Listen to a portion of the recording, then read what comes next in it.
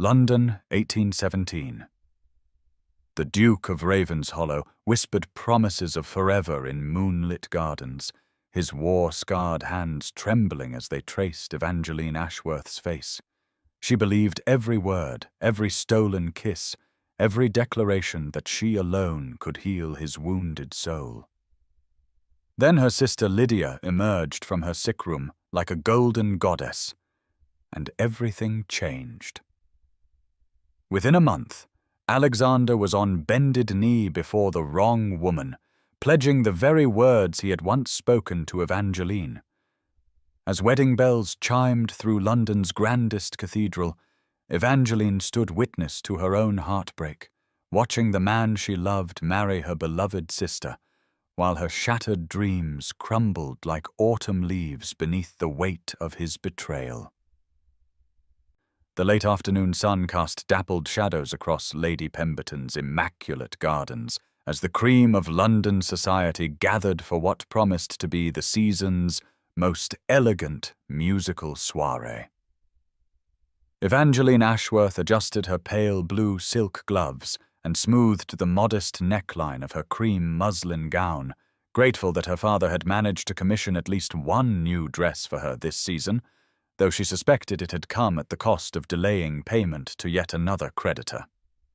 At 22, she possessed what her governess had once kindly termed quiet beauty, her chestnut hair arranged in simple but elegant ringlets that framed features more notable for their intelligence than their perfection. Unlike her younger sister Lydia, who could stop conversation merely by entering a room, Evangeline had learned to rely on her musical talents and gentle disposition to secure her place in society's regard.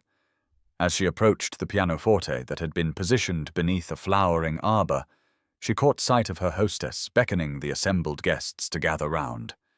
The Earl of Ashworth stood near the refreshment table, his face bearing the perpetually worried expression that had become his constant companion since his gambling debts had reached alarming proportions. Her mother, the Countess, maintained her practiced smile while casting meaningful glances at the eligible bachelors present, her calculations as transparent as they were desperate. Evangeline settled herself at the instrument and began with a gentle Mozart sonata, her fingers finding their familiar grace across the keys as the murmur of conversation gradually stilled. Music had always been her refuge, the one arena where she felt truly confident, where her worth was measured not by her dowry or her connections, but by the beauty she could create. Now please take a moment and subscribe to our channel and comment where you are watching from and what time is it.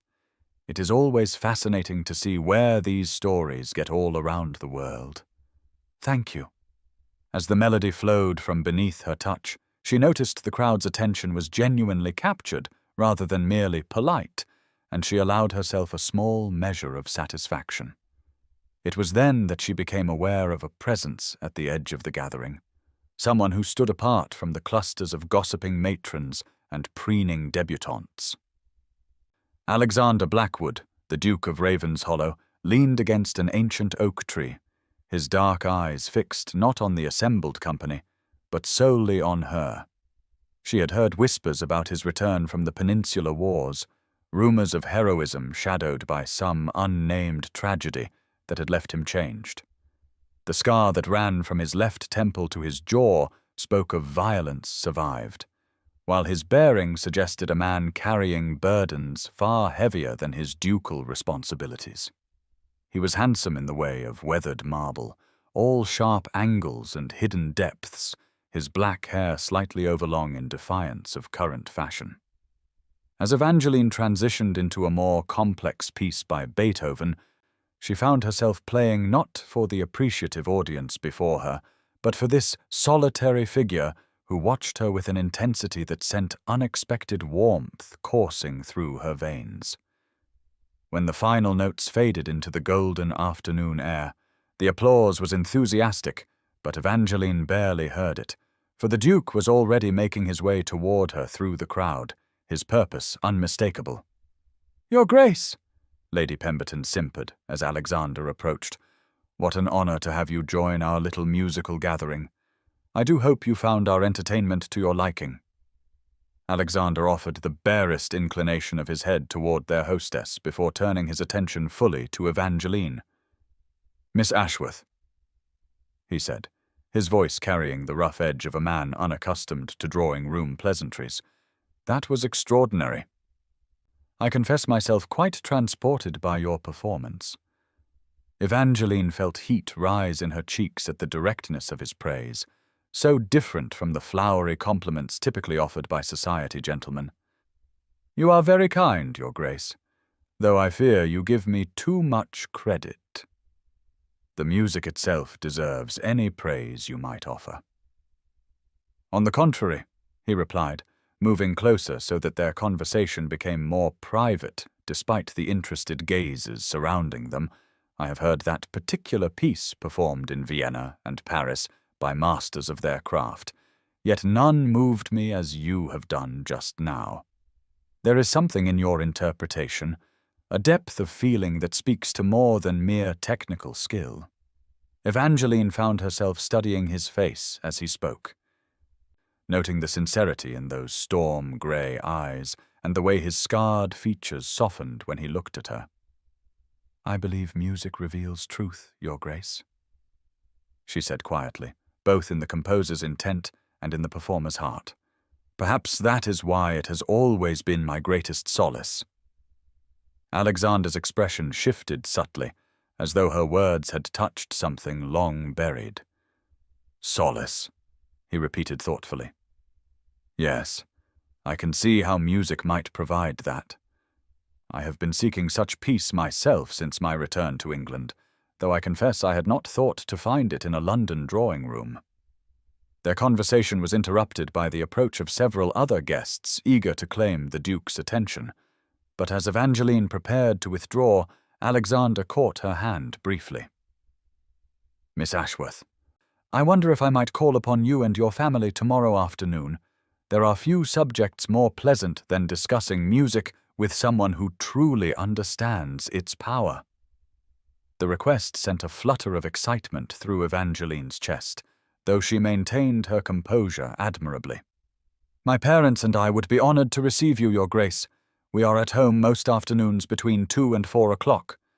As the Duke moved away to fulfill his social obligations, Evangeline found herself the object of considerable speculation from the other ladies present, their whispered comments carrying clearly to her ears, despite their attempts at discretion.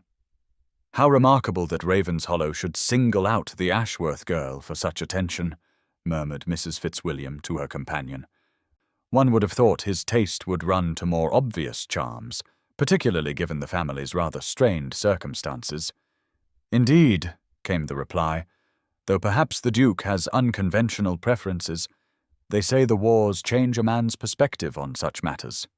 Evangeline pretended not to hear these observations, though they served to remind her of the precariousness of her family's position and the impossibility of truly capturing the interest of a man so far above her station. Yet as she gathered her music and prepared to leave the party, she could not shake the memory of how Alexander had looked at her, as though she alone possessed something he desperately needed. The carriage ride home passed in relative silence, her parents absorbed in their own thoughts about the day's social maneuverings. But Evangeline's mind was entirely occupied with replaying every word, every glance exchanged with the Duke. She had attended enough social gatherings to recognize the difference between polite attention and genuine interest, and Alexander Blackwood's regard felt decidedly authentic. As their modest townhouse came into view, her father finally broke the silence with typical bluntness.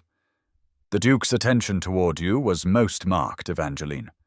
I trust you will conduct yourself appropriately should he indeed call tomorrow. Such connections could prove most beneficial to our family's situation." Mother's voice carried a warning note as she added, "Though you must remember, my dear, not to read too much into the courtesies of a gentleman. Great men often show kindness without deeper intention." Evangeline nodded dutifully. though privately she wondered if either parent had truly observed the intensity of Alexander's manner, or the careful way he had chosen his words. As she prepared for bed that evening, she found herself standing before her mirror, studying her reflection with new eyes, and wondering what a battle-scarred duke might see in the face of a plain country earl's daughter, whose greatest accomplishments were her musical skills and her ability to manage a household on an ever-diminishing budget. The grand ballroom of Almack's had never seemed more brilliant than on the evening of Lydia Ashworth's first appearance in London society. After months of confinement due to a persistent fever that had kept her sequestered in the countryside, the younger Miss Ashworth emerged like Venus rising from the sea, her recovery complete and her beauty more radiant than ever before. Evangeline stood beside her parents near the refreshment table, watching with a mixture of pride and trepidation as all eyes turned toward her sister. Lydia possessed everything that Evangeline did not. Hair like spun gold that caught the candlelight and threw it back in glorious waves, cornflower blue eyes that sparkled with mischief and joy, and a figure that made even the simplest gown appear as though it had been designed by the gods themselves. At 19, she moved through the world with the unconscious grace of someone who had never doubted her own worth, her laughter like silver bells that drew admirers as surely as honey drew flies. Tonight she wore a gown of palest pink silk that complemented her porcelain complexion perfectly, and her entrance had caused the sort of stir that mothers dreamed of for their daughters and other young ladies regarded with barely concealed envy. Evangeline felt her own modest lavender silk suddenly seem even plainer by comparison, though she pushed such uncharitable thoughts aside with the ease of long practice. She loved her sister dearly, had nursed her through the worst of her illness, and genuinely rejoiced in Lydia's triumph, even as a small part of her heart couldn't help but recognize how thoroughly she had been eclipsed. The Earl of Ashworth fairly glowed with satisfaction as he watched eligible gentlemen gravitate toward his younger daughter, his calculations already at work determining which of these moths to the flame might prove most beneficial to the family's precarious financial situation. Lady Ashworth's smile held genuine warmth for perhaps the first time all season as she observed the immediate success of her beautiful daughter, though Evangeline noticed her mother's eyes frequently darting toward her elder child with an expression that might have been sympathy, or might simply have been resignation. It was then that Alexander arrived, fashionably late, as was his custom, his dark evening clothes impeccable, and his bearing carrying that same sense of controlled power that had so captivated Evangeline at their first meeting. She felt her pulse quicken at the sight of him, her hand unconsciously rising to touch the simple pearl necklace at her throat as she remembered their last private conversation in her father's library, where he had spoken of duty and desire with an intensity that had left her breathless with hope. He made his way through the crowd with the easy confidence of a man accustomed to deference, pausing to exchange pleasantries with various acquaintances before his gaze found hers across the room. The smile he offered her was warm and familiar, and Evangeline felt her spirits lift as she prepared to receive him. But Alexander's progress toward her was interrupted when Lydia, surrounded by her court of admirers, turned at precisely the wrong moment, and their eyes met. Evangeline watched with growing unease as her sister's animated conversation faltered, her rosebud mouth forming a perfect O of surprise as she took in the Duke's commanding presence. More troubling still was the way Alexander himself seemed to falter, his confident stride slowing as he absorbed the vision that was Lydia Ashworth in all her golden glory. The introduction was inevitable, orchestrated by Lady Jersey herself with the skill of a seasoned matchmaker, and Evangeline found herself relegated to the role of observer as Alexander was presented to her sister with all the ceremony due his rank. "Your Grace," Lady Jersey proclaimed with evident satisfaction, May I present Miss Lydia Ashworth, just recovered from a most tiresome illness and making her first appearance this season. Miss Lydia, His Grace the Duke of Ravenshollow. Lydia's curtsy was perfection itself, a graceful dip that somehow managed to be both properly respectful and utterly charming, her golden head inclined at precisely the right angle to display the elegant line of her neck. "Your Grace," she said in her musical voice, "what an honor this is. I have heard so much about your heroic service to our country." Alexander's response was everything polite society demanded, yet Evangeline could not help but notice the way his voice seemed to catch slightly as he replied, "Miss Lydia, the honor is entirely mine. I trust your health is fully restored, and that you will suffer no ill effects from your previous indisposition." "Oh, I am quite recovered, thank you," Lydia replied with the sort of radiant smile that could have melted winter itself. "Indeed, I feel as though I am seeing the world with fresh eyes after so long an absence from society. Everything seems more beautiful, more vivid than I remembered." The exchange continued with the sort of elevated small talk that was the currency of such gatherings, but Evangeline found herself studying Alexander's face with growing alarm. Gone was the intense focus he had always shown when speaking with her, replaced by something approaching wonder as he gazed upon Lydia's perfect features. Her sister, for her part, seemed utterly unconscious of the effect she was having, responding to Alexander's attention with the same warm enthusiasm she showed to all her admirers, yet somehow managing to make each exchange feel uniquely special. When the music began, and Alexander requested the honor of a dance with Lydia, Evangeline felt her heart contract with something dangerously close to panic, though she forced herself to smile and nod approvingly when Lydia glanced toward her for permission. Watching them move together across the polished floor was perhaps the most exquisite torture Evangeline had ever endured, for they were undeniably magnificent as a couple. Alexander's dark masculinity provided the perfect foil for Lydia's ethereal beauty, his controlled grace matching her natural elegance in a way that drew admiring glances from every corner of the ballroom. They moved as though they had been dancing together for years rather than minutes, their conversation flowing as easily as their steps, and when Lydia threw back her head and laughed at something Alexander said, the sound carried across the room like music. Evangeline found herself gripping her fan so tightly that the delicate ivory sticks threatened to snap, forcing herself to breathe slowly and steadily as she struggled to maintain her composure. This was natural, she told herself firmly. Any man would be dazzled by Lydia's beauty, and Alexander was no exception.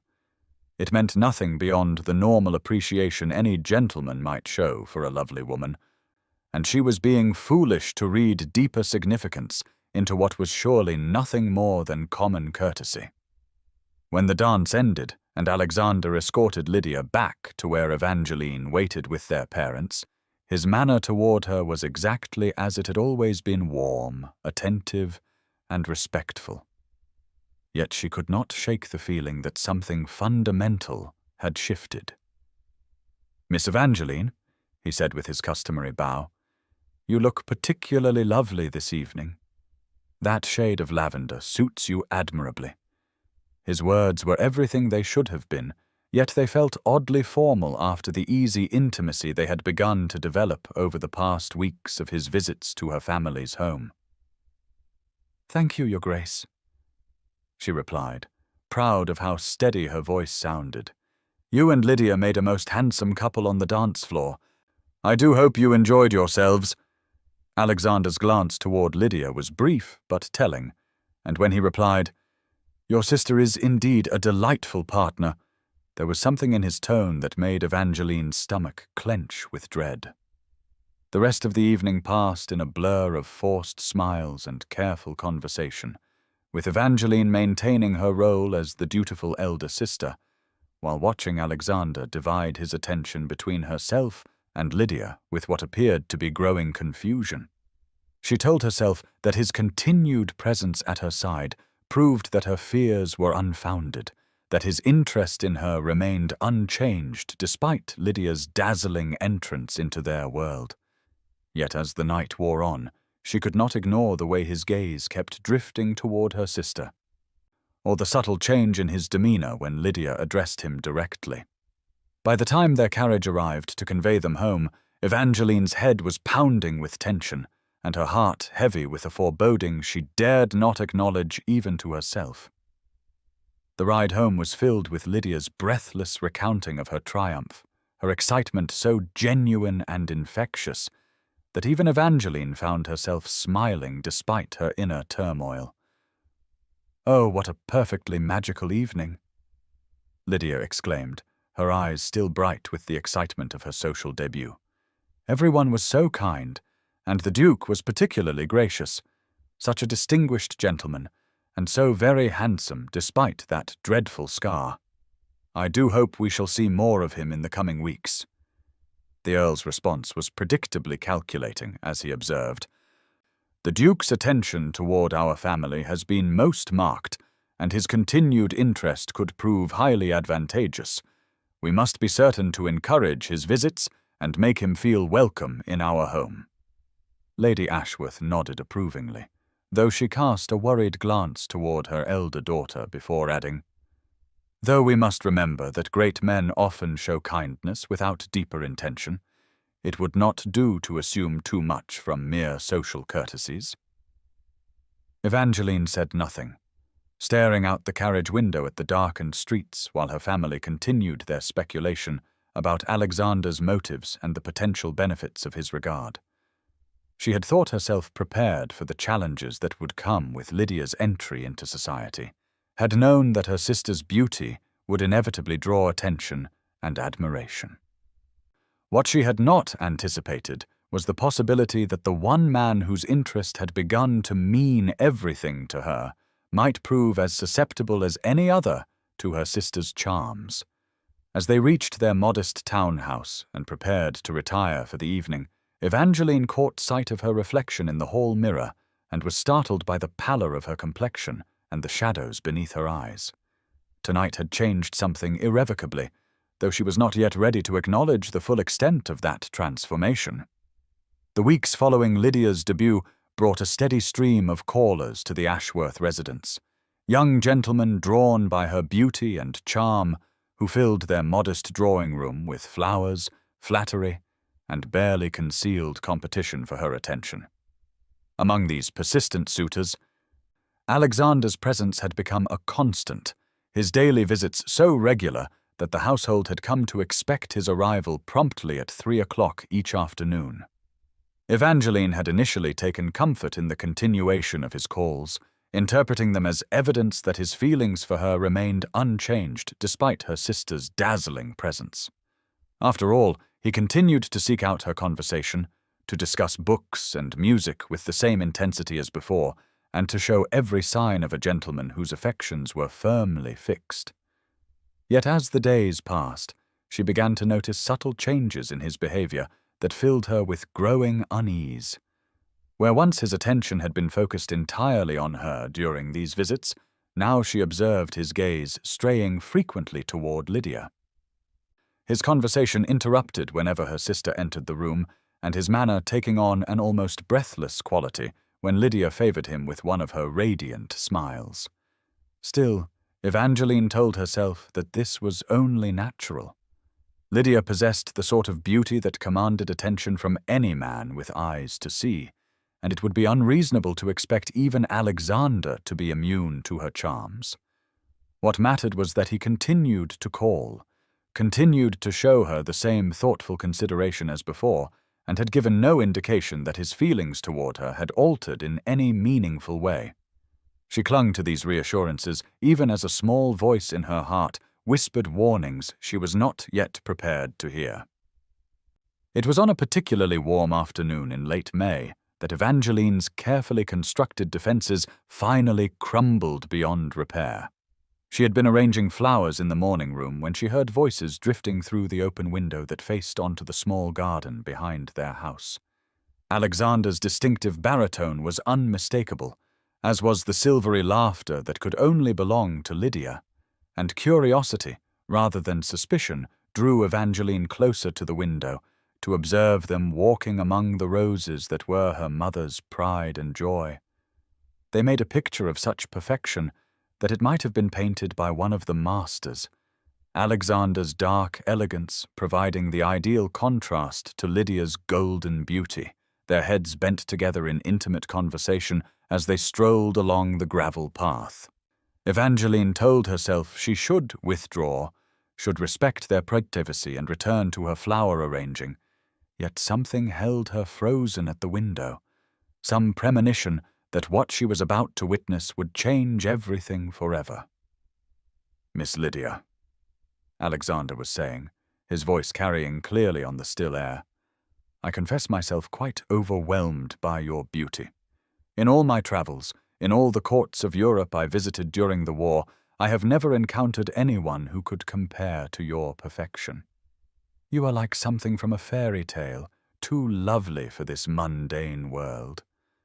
Lydia's response was characteristically modest, though her pleasure at the compliment was evident in the becoming blush that colored her porcelain cheeks. "Your Grace, you flatter me terribly. Surely there have been many ladies more worthy of such praise."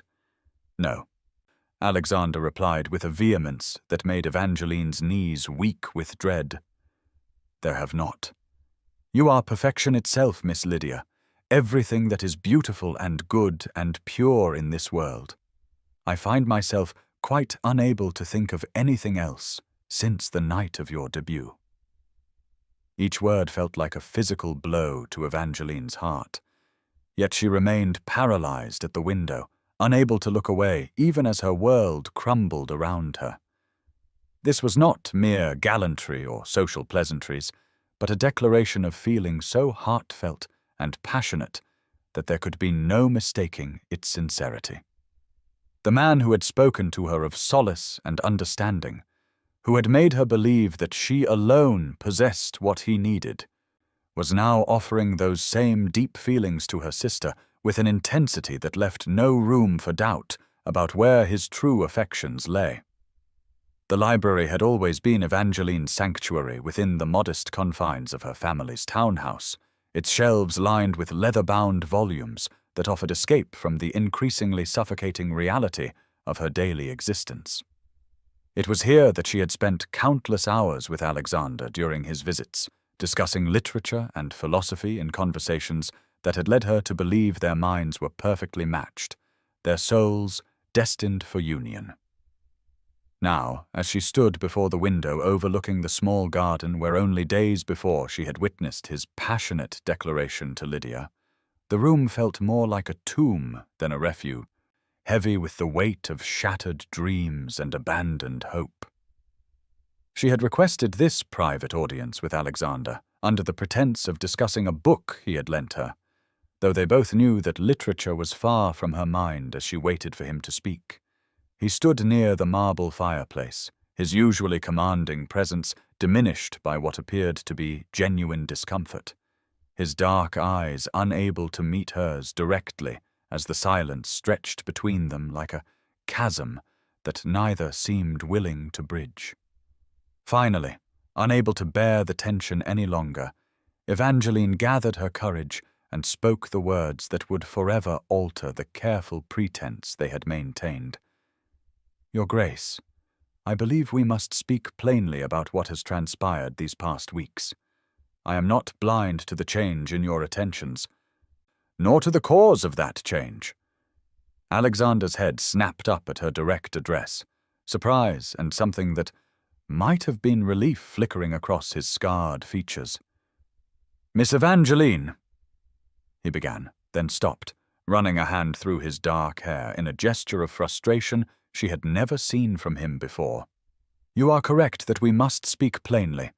I have been a coward in avoiding this conversation, and you deserve better from me.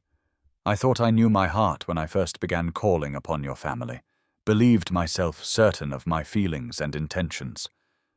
But your sister, she is everything a duchess should be, everything society expects and demands. She is perfection in a way that I never anticipated encountering, and I find myself quite powerless against her charms. The admission struck Evangeline like a physical blow, though she had known it was coming since that devastating afternoon in the garden. She forced herself to remain perfectly still, her hands clasped before her with practiced composure, even as her heart shattered into fragments too small to ever reassemble.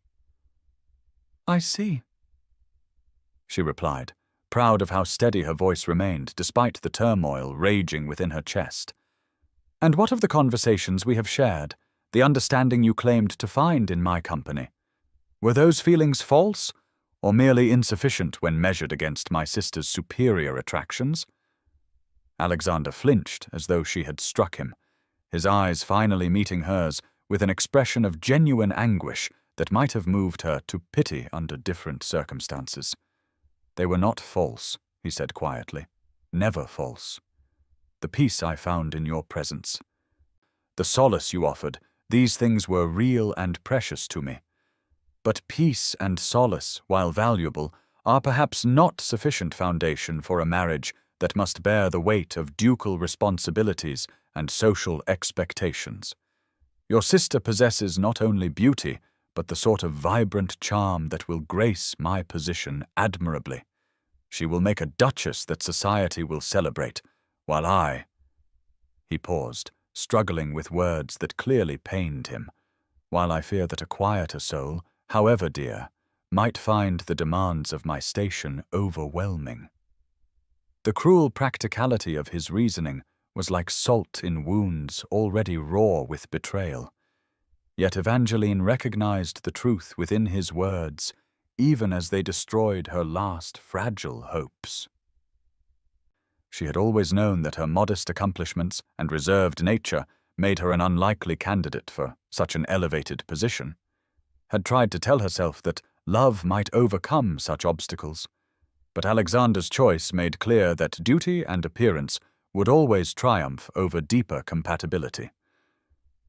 "Your Grace," she said with a dignity that would have made her ancestors proud, "you need offer no justifications for your choice. Lydia is indeed everything you describe, and I am certain she will fulfill the role of Duchess with grace and beauty. I wish you both every happiness, and I hope you will forgive any presumption on my part in assuming your intentions toward me were more particular than they truly were."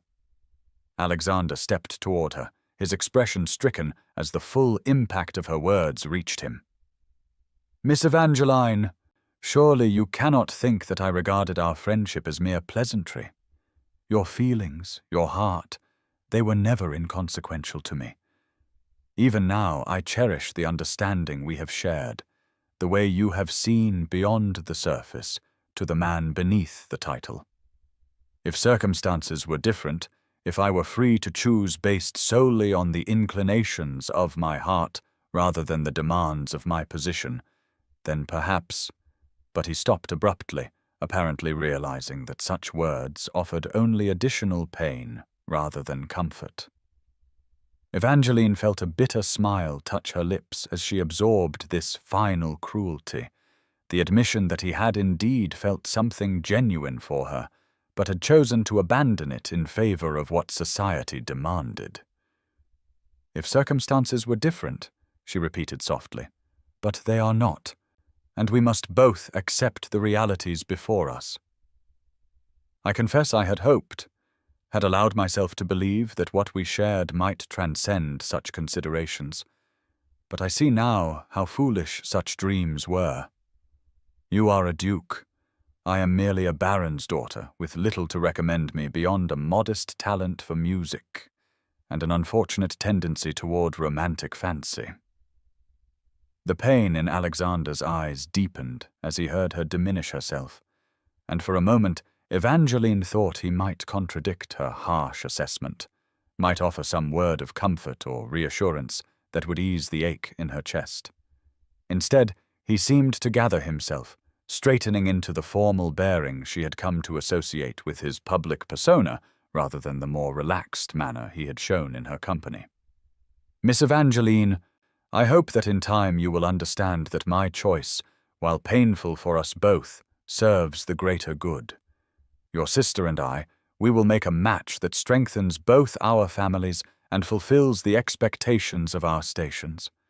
I pray that you will find it in your heart to forgive me, and perhaps, in time, to regard me as a friend rather than as one who has caused you pain." Evangeline inclined her head in acknowledgement, though the gesture cost her every ounce of strength she possessed. "Of course, Your Grace. I am certain that time will indeed heal any temporary discomfort I might feel, and I look forward to welcoming you as a brother once you and Lydia are wed. Now, if you will excuse me, I find myself rather fatigued and should perhaps rest before dinner." She moved toward the door with careful, measured steps, determined to escape before her composure finally cracked beyond repair. Alexander's voice stopped her as her hand touched the handle, his words carrying a note of desperation that she had never heard from him before. "Evangeline, please know that if there were any other way, any possibility of choosing differently without bringing scandal and ruin upon us all, I would take it without hesitation. You must believe that this decision brings me no joy, only the satisfaction of duty fulfilled." Without turning back, she replied quietly, "I do believe you, Alexander, and that perhaps makes it hurt all the more." Then she fled, her dignity intact, but her heart lying in ruins behind her.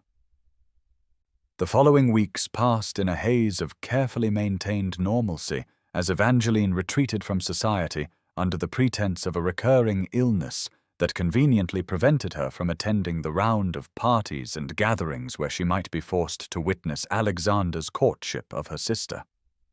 From her bedroom window, she watched the steady stream of callers who continued to visit Lydia, noted how Alexander's arrivals became more frequent and his departures more reluctant, observed the growing intimacy between them with the detached fascination of someone watching a particularly compelling but tragic play.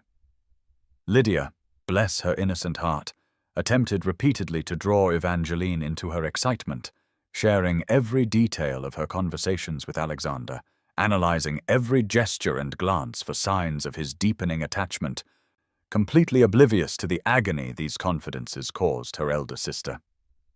During these one-sided conversations, Evangeline perfected the art of listening with apparent interest, while her soul slowly bled, offering appropriate encouragements and advice, while dying a little more with each shared secret. It was during one of these torturous sessions that Lydia revealed the growing certainty of Alexander's intentions. "Oh, Evangeline?" she breathed, her blue eyes sparkling with joy as she perched on the edge of her sister's bed. "I believe the Duke means to offer for me very soon. Yesterday when we walked in the park, he spoke of the future in such a way that I could not mistake his meaning, and Mamma has hinted that Papa has given him permission to address me formally. Is it not the most romantic thing imaginable? A duke, and such a handsome, distinguished one, choosing little me from all the beauties of London." Evangeline managed to produce a smile that felt like stretching broken glass across her features as she replied, "It is indeed a fairy tale come to life, dearest. You will make the most beautiful Duchess London has ever seen, and Alexander is fortunate beyond measure to have won your affections. I am so very happy for you both." The lie tasted bitter on her tongue, yet she delivered it with such convincing warmth that Lydia threw her arms around her in an enthusiastic embrace, chattering on about wedding plans and duchess duties with the breathless excitement of a girl whose every dream was about to come true. That night, alone in her darkened room, Evangeline finally allowed herself to cry.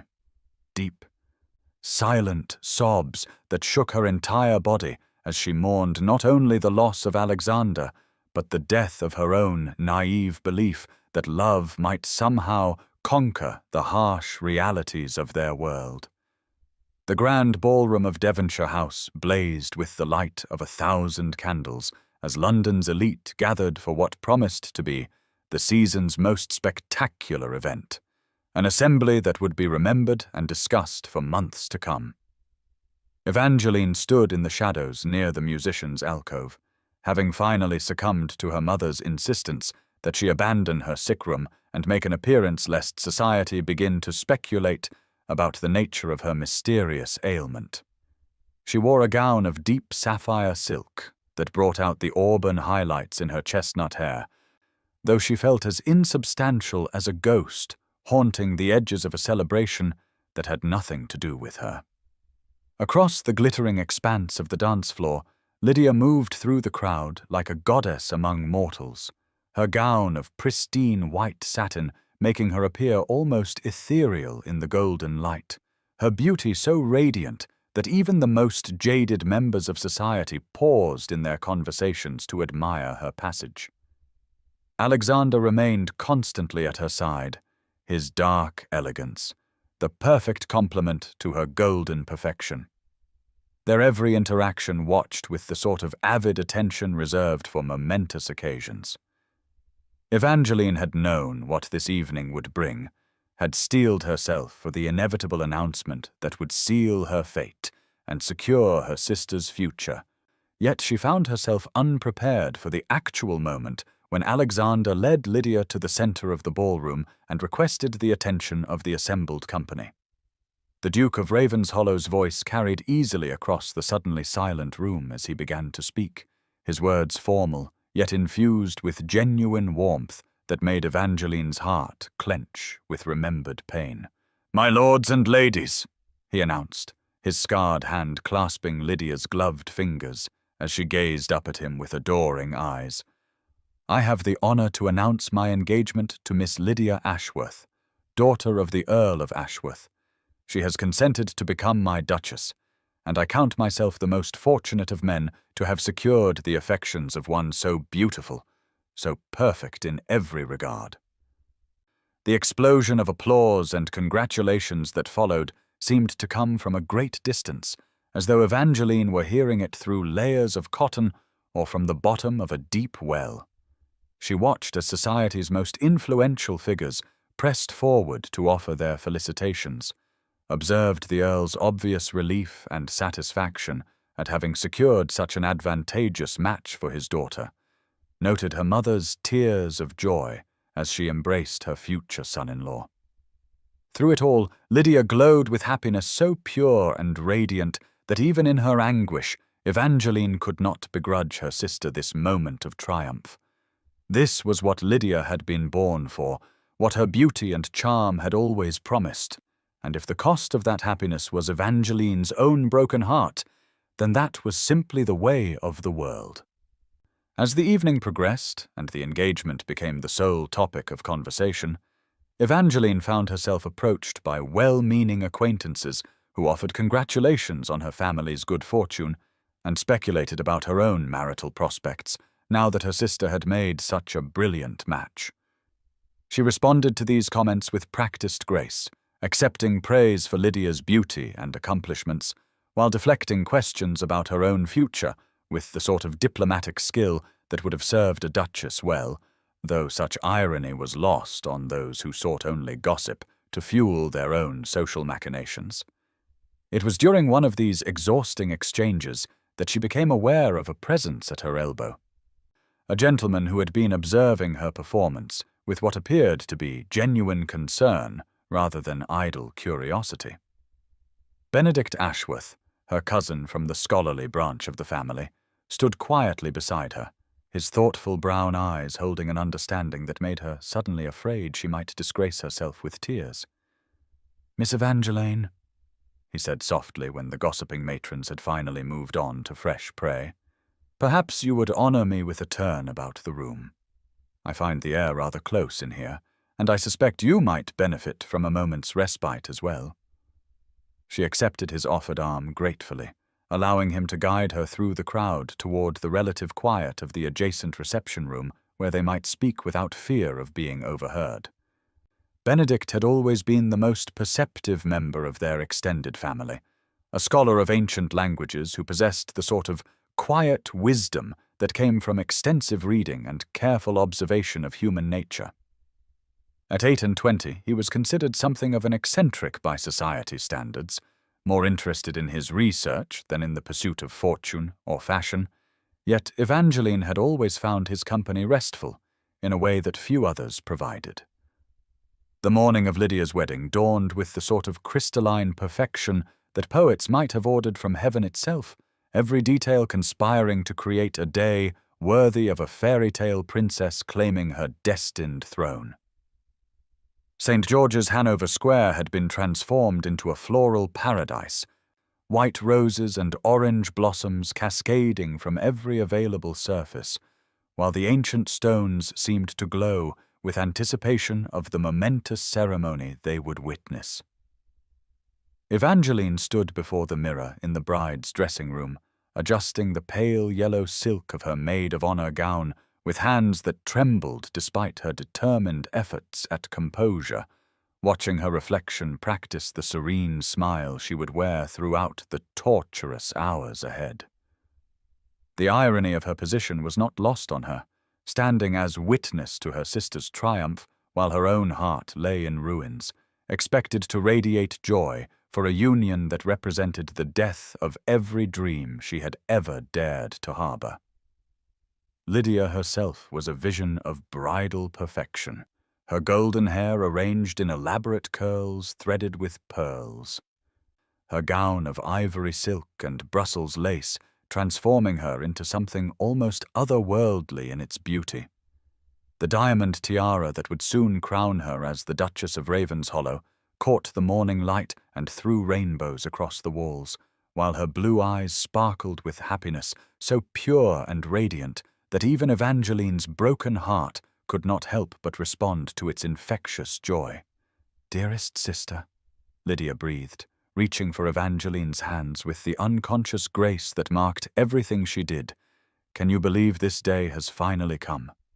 In just a few hours I shall be Alexander's wife, a duchess, the most fortunate woman in all of England. I feel as though I might float away with happiness if you were not here to anchor me to earth."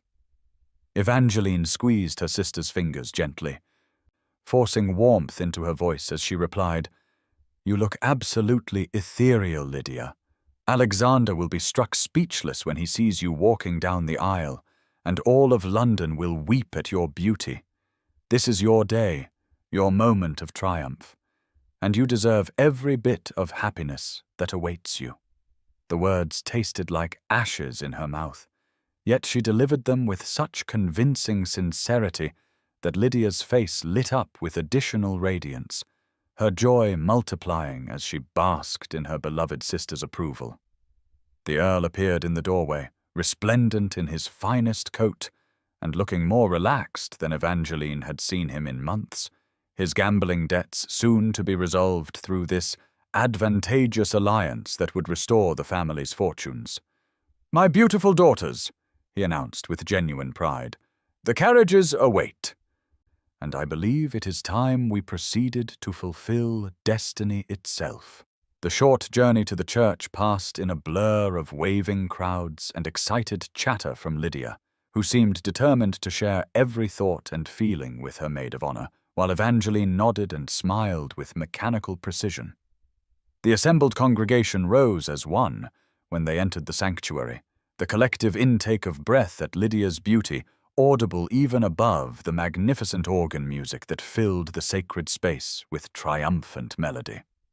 Evangeline took her position near the altar, her gaze carefully fixed on the spectacular arrangements of white roses that adorned every pillar and arch, determined not to look toward the front of the church where Alexander waited in his dress uniform. The dark blue fabric with its gold braiding emphasizing his military bearing and the aristocratic perfection of his features. Yet when the moment came for the bridal party to turn and face the congregation, when Lydia's hand was formally placed in Alexander's, and they stood together before God and society to pledge their eternal devotion, Evangeline found her treacherous eyes drawn inexorably to the man who had once made her believe in love's transformative power. He was magnificent in his ducal splendor, every inch the fairy tale prince that Lydia deserved.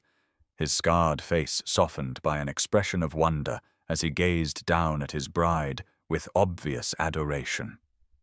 The sight should have brought Evangeline satisfaction, proof that her sacrifice had secured her sister's happiness. Yet instead, it felt like watching her own funeral. The final burial of hopes that had once seemed as real and solid as the ancient stones surrounding them. The ceremony proceeded with the stately grandeur befitting a ducal wedding, each ritual word and gesture carrying the weight of centuries of tradition as Alexander and Lydia pledged to love and honor each other until death should part them.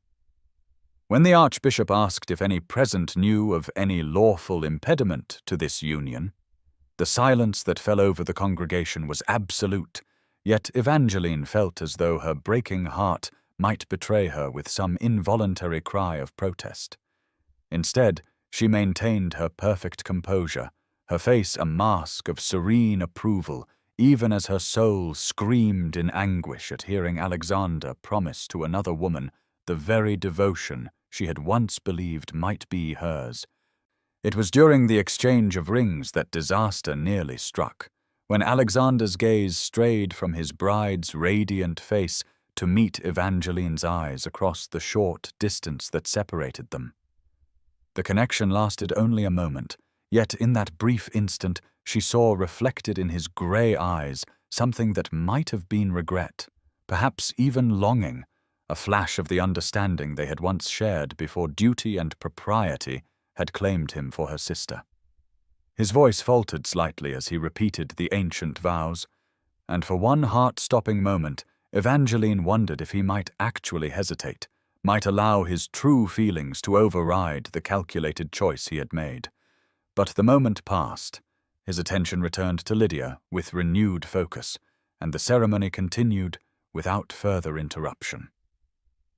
When the Archbishop finally pronounced them husband and wife, when Alexander lifted Lydia's veil and kissed her with tender reverence while the congregation erupted in celebration, Evangeline felt something inside her chest finally break beyond all hope of repair. She applauded with the rest of the assembly, her smile never wavering even as tears she refused to shed burned behind her eyes like liquid fire.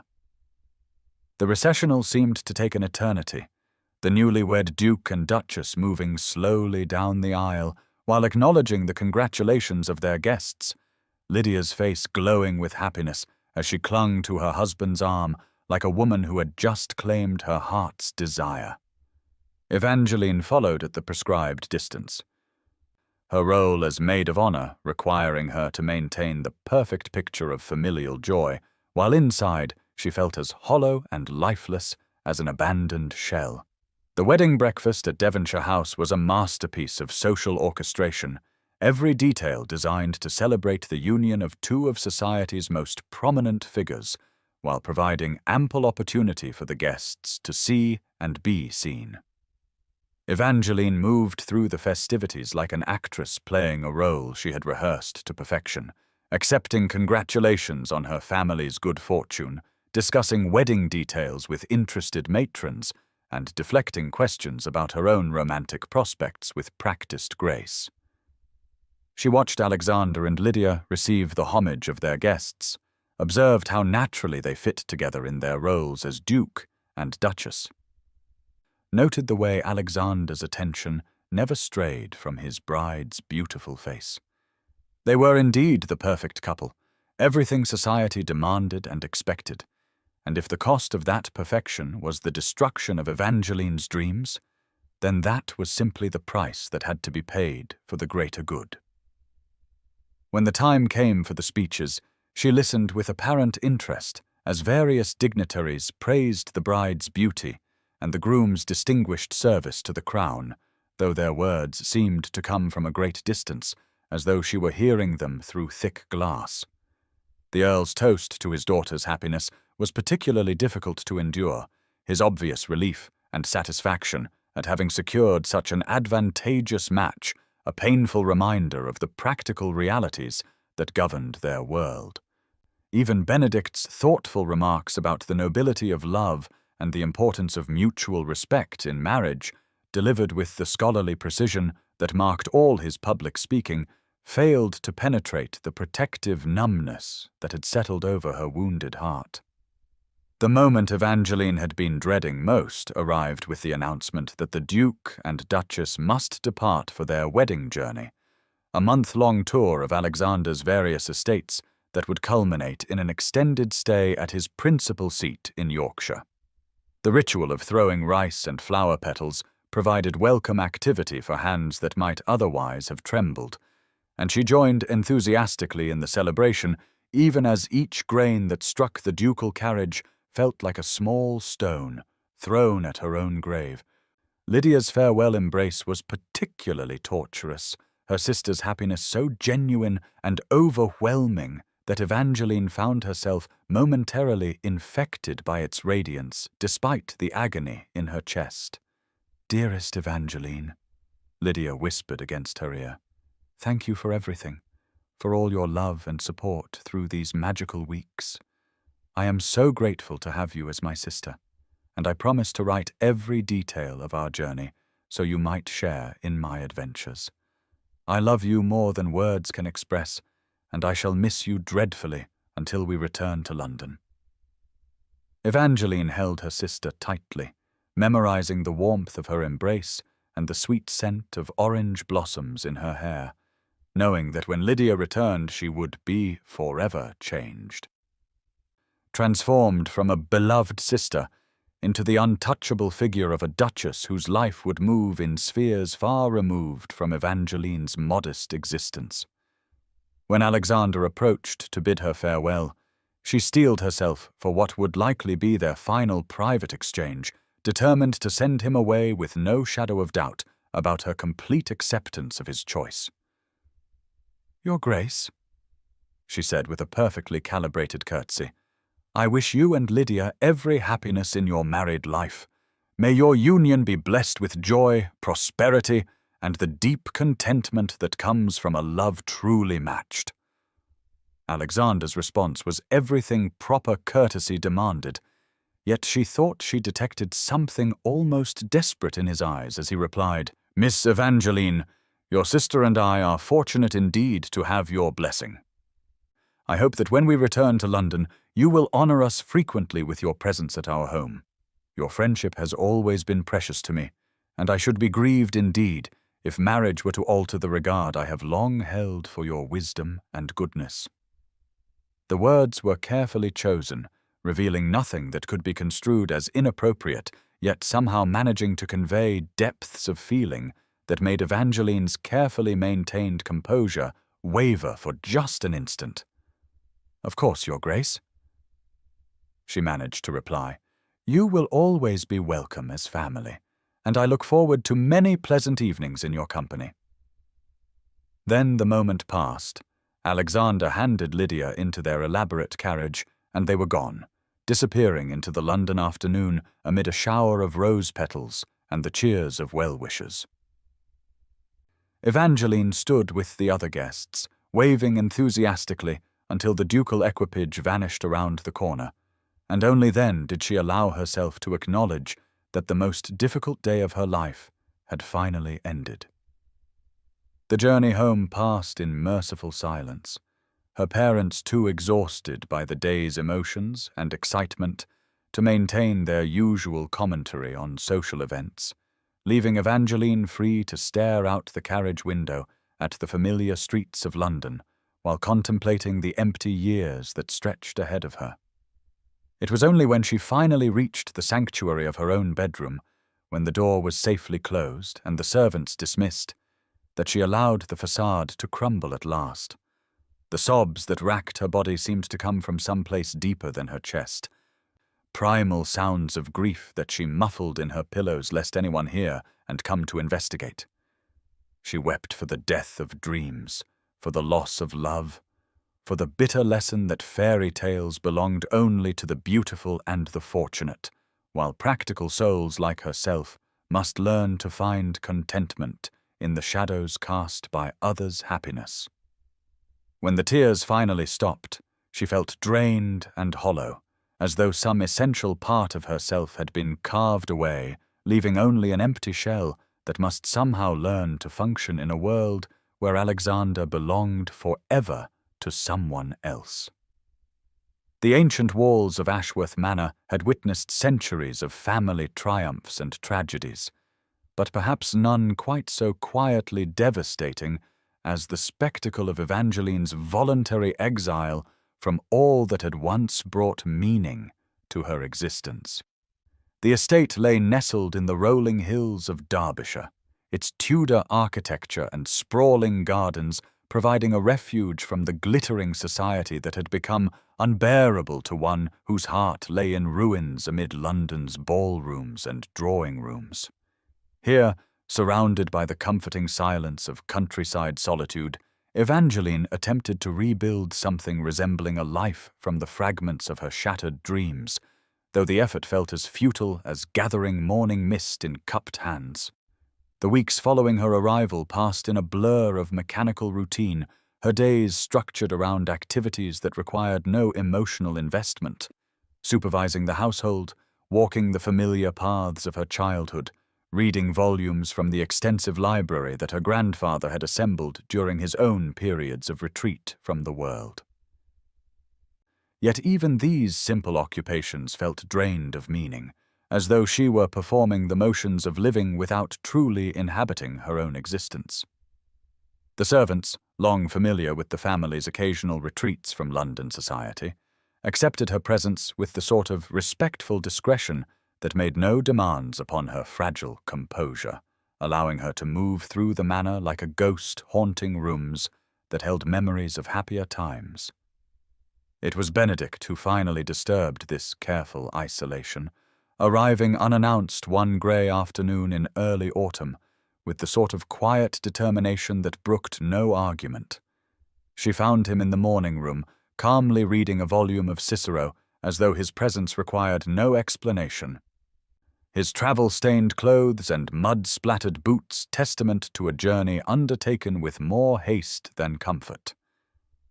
"Cousin," he said without looking up from his book, "I trust you will not object to an uninvited guest who comes bearing nothing more compelling than concern for your welfare and a sincere desire for intelligent conversation. The country grows tedious when one has no one with whom to discuss the finer points of classical literature."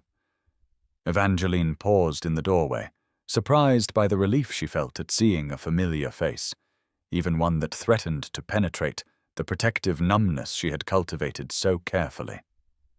"Benedict, what brings you so far from your books and research?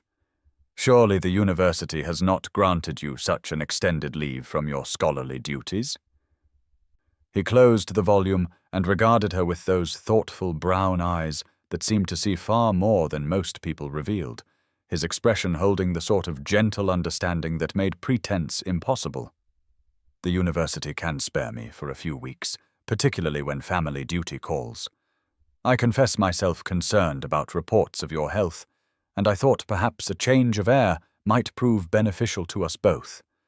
The country offers certain advantages for serious study that London sadly lacks, and I find myself in need of peaceful surroundings to complete a rather complex translation."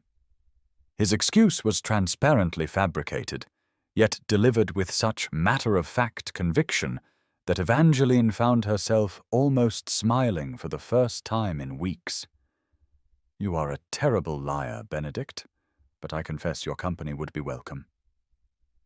The manor grows rather quiet with only my thoughts for conversation, and I fear they have proven poor companions of late." Over the following days, Benedict established himself as the most undemanding of houseguests, pursuing his supposed research with scholarly dedication, while somehow always being available when Evangeline found herself in need of distraction from the circular patterns of her own melancholy. The morning light filtering through the diamond-paned windows of Ashworth Manor's morning room carried the peculiar quality of early autumn, golden and slanted in a way that spoke of endings and transformations, though Evangeline barely noticed as she bent over the ledgers spread across the mahogany writing desk. 5 years of managing the estate's affairs had given her a competence in practical matters that would have surprised her younger self, the naive girl who had once believed that romantic love was the only ambition worthy of a woman's attention. Now, at 27, she had learned to find satisfaction in more tangible accomplishments: the repair of tenant cottages, the establishment of a school for the village children, the careful stewardship of resources that kept the estate profitable despite her father's continued weakness for games of chance. Her correspondence lay neatly sorted beside the account books, letters from various charitable organizations in London seeking her support, invitations to local social gatherings that she would politely decline, and a thick packet from her publisher regarding the modest success of her anonymously published collection of moral tales for young ladies. The latter had provided both income and purpose, though she had been careful to ensure that no one in her family suspected the source of her small but steady earnings. Benedict had become a frequent visitor during these years, his presence at the manor so regular that the servants had long since ceased to remark upon it, though Evangeline remained steadfast in her refusal to encourage the patient courtship that anyone with eyes could see he was conducting. She valued his friendship too much to risk destroying it through a marriage that could offer him nothing more than companionship and duty, having learned too well the bitter lesson that hearts, once broken, never quite resumed their original shape. Their conversations had evolved into a comfortable routine of intellectual discourse and gentle companionship, Benedict seeming content to wait indefinitely for some sign that her feelings might deepen beyond grateful affection, while Evangeline held firm to her determination that she would never again make the mistake of confusing gratitude with love. It was into this carefully constructed peace that disaster arrived in the form of an express messenger, his mud-splattered horse and urgent manner sending the household into immediate alarm as he delivered a letter bearing the Raven's Hollow seal in black wax. Evangeline's hands trembled as she broke the seal, her mind already racing through terrible possibilities, though nothing could have prepared her for the stark brutality of the message within. The Duchess of Ravenshollow had died 3 days previous following a difficult childbirth, leaving behind an infant daughter and a husband described by the family physician as being quite overcome with grief and unable to manage even the most basic requirements of daily existence. The letter, penned by the ducal secretary in clearly shaking hand, begged Evangeline's immediate presence at Ravenshollow House for the sake of the orphaned child, who had no other female relations capable of providing proper care. Reading those terrible words, Evangeline felt the carefully constructed walls she had built around her emotions begin to crumble, 5 years of determined composure dissolving in the face of a loss that struck at the very foundations of her world.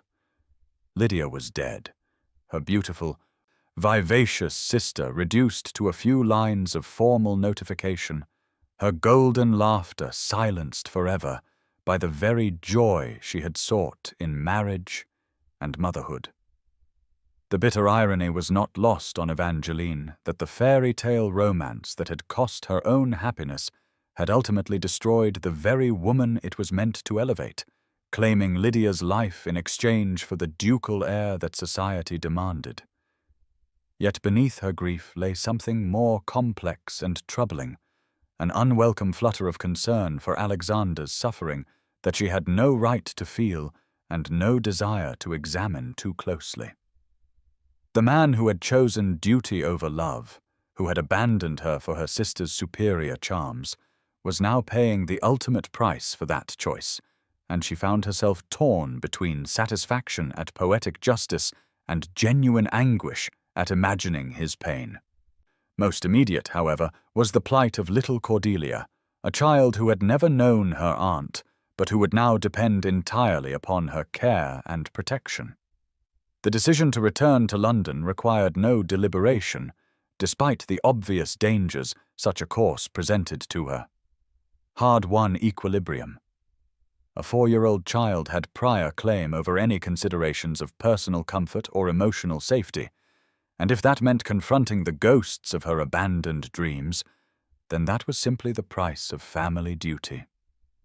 The journey to London passed in a haze of memory and apprehension as Evangeline's well-sprung carriage covered the familiar miles between her sanctuary and the scene of her greatest heartbreak.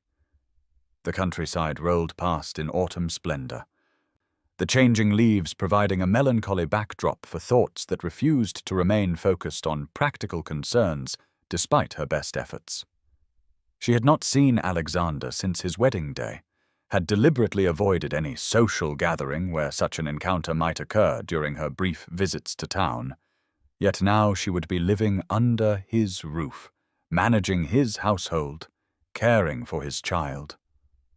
The implications of such intimacy were both thrilling and terrifying, threatening to awaken feelings she had spent 5 years learning to suppress. Benedict had offered to accompany her, his concern for her welfare evident in every carefully chosen word, yet she had declined his escort with a firmness that brooked no argument. This was something she must face alone. Without the buffer of his protective presence or the complications his obvious devotion might create in an already difficult situation. Ravenshollow House stood on Grosvenor Square like a monument to ducal power and privilege, its imposing Portland stone facade unchanged despite the tragedy that had recently befallen its occupants. Yet as Evangeline's carriage drew to a halt before the grand entrance, she could not help but notice the subtle signs of household disruption. Windows that should have been spotless, showing traces of neglect, brass fittings that lacked their usual gleaming perfection, an overall air of subdued confusion that spoke of a staff operating without proper direction. The butler who admitted her was clearly struggling to maintain the standards expected of a ducal establishment, his usual imperturbable demeanor cracking as he attempted to explain the current state of affairs. "Miss Ashworth, if I may say so, your arrival is most providential," he began, his voice carrying a note of barely controlled desperation. "His Grace has been that is to say, since Her Grace's passing, the household has found it difficult to— we have all been rather at 6s and 7s, miss, if you take my meaning." The implications of his stumbling explanation became clear as Evangeline was conducted through corridors that should have been bustling with activity, but instead felt eerily silent and neglected. Servants moved about their duties with the uncertain manner of people operating without clear instructions, while the very air seemed heavy with unspoken grief and confusion. It was in the nursery that she encountered the most heartbreaking evidence of the household's distress, for little Cordelia sat alone in a room that should have been filled with warmth and activity, but instead felt cold and abandoned. The child was beautiful in the way that only 4-year-old girls can be, her golden hair so like her mother's that Evangeline felt her breath catch, her blue eyes wide with the sort of confused fear that children develop when their world has suddenly become unpredictable and strange. She wore a black dress that was clearly too large for her small frame, the sight of such formal mourning on one so young striking Evangeline as both appropriate and unutterably sad.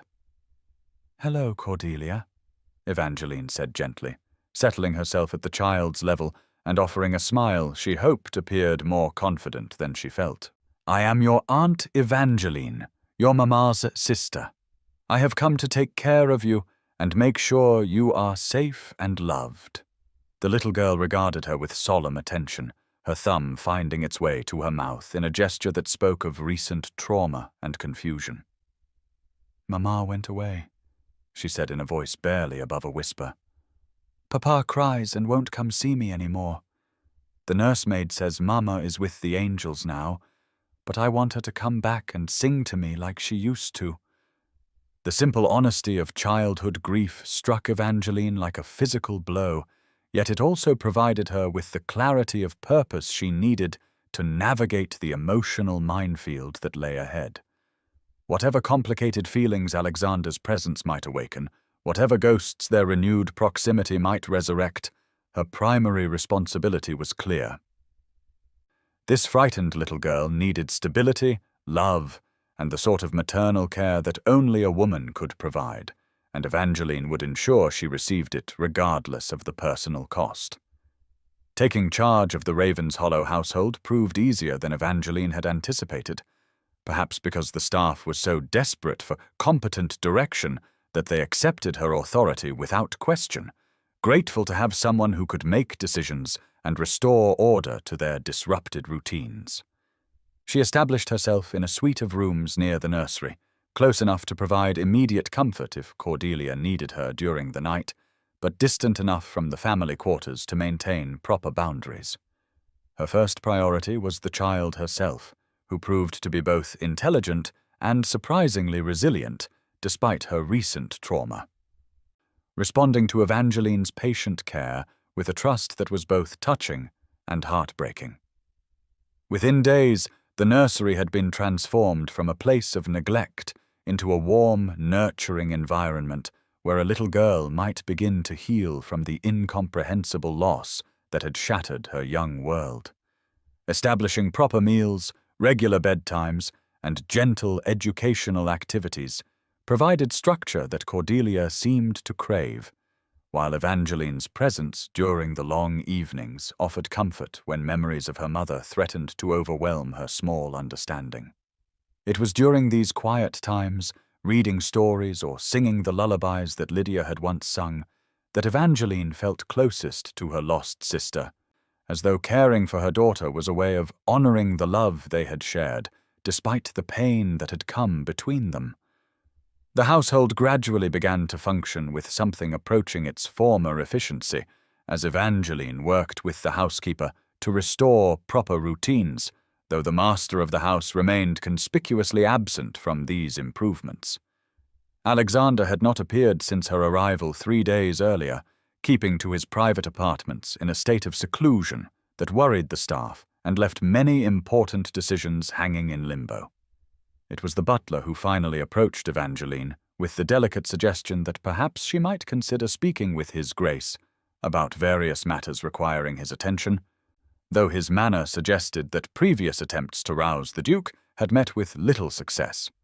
Finding herself outside the door to Alexander's private study required more courage than Evangeline had expected, her hand hovering over the polished brass handle as she struggled with emotions she thought she had long since conquered.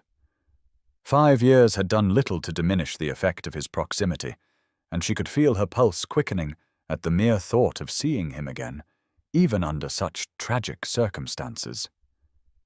When her knock received no response, she took the liberty of entering unannounced, her concern for the household's welfare overriding considerations of propriety. The sight that greeted her was both shocking and pitiful. Alexander sat slumped in a chair before the empty fireplace, his usually immaculate appearance disheveled and unkempt, his face bearing the haggard look of a man who had forgotten how to sleep, or eat, or care for his most basic needs. Grief had aged him beyond his 33 years, adding lines around his eyes and silver to his dark hair, while his powerful frame seemed diminished by the weight of loss he carried. "Your Grace," she said softly, not wanting to startle him from whatever dark thoughts occupied his mind. "The household requires your attention on several matters, and Cordelia is asking for her papa." At the sound of her voice, Alexander's head snapped up with an expression of such startled recognition that Evangeline wondered if he had even been aware of her presence in his home. "Evangeline," he said hoarsely, his voice rough from disuse. "You came."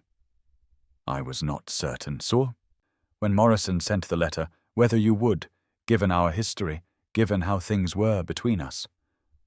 "Of course I came," she replied simply. "Cordelia needed me, and family obligations transcend personal considerations. She is a beautiful child, Alexander, and she needs her father now more than ever. Your grief is understandable, but she cannot lose both parents to death and despair." The truth of her words seemed to penetrate his fog of mourning, and for the first time since she had entered the room, his grey eyes truly focused on her face with something approaching their old intensity. "Thank you," he said quietly, "for coming, for caring for her, for still being the generous soul you always were despite having every reason to turn away from us in our hour of need." The transformation of Ravenshollow House proceeded with the sort of quiet efficiency that Evangeline had perfected during her years managing Ashworth Manor, though here the stakes felt infinitely higher and more personal than mere estate accounts and tenant concerns. Each morning brought fresh evidence of the household's gradual return to proper functioning. Servants moving with renewed purpose, meals served at appropriate times, the subtle signs of order restored that marked a well-run establishment. Yet it was in the nursery that the most profound changes were taking place, as little Cordelia slowly emerged from the shell of confusion and grief that had encased her since her mother's death. The child possessed a curious combination of her parents' best qualities. Her golden hair and delicate features clearly inherited from Lydia, while her thoughtful nature and quiet intelligence seemed to echo something deeper and more substantial. She was not the sort of child who demanded constant attention through tears and tantrums, instead observing the world around her with serious blue eyes that seemed far too old for her 4 years, as though tragedy had forced an early maturity upon her young spirit. During their quiet afternoons in the nursery, Evangeline discovered that Cordelia had inherited her mother's musical ear, but preferred listening to performing, sitting contentedly while her aunt played the small pianoforte that had been installed for her education. These peaceful interludes provided both child and woman with respite from the heavy atmosphere of mourning that pervaded the rest of the house, creating a small sanctuary where laughter occasionally broke through the careful solemnity that grief demanded.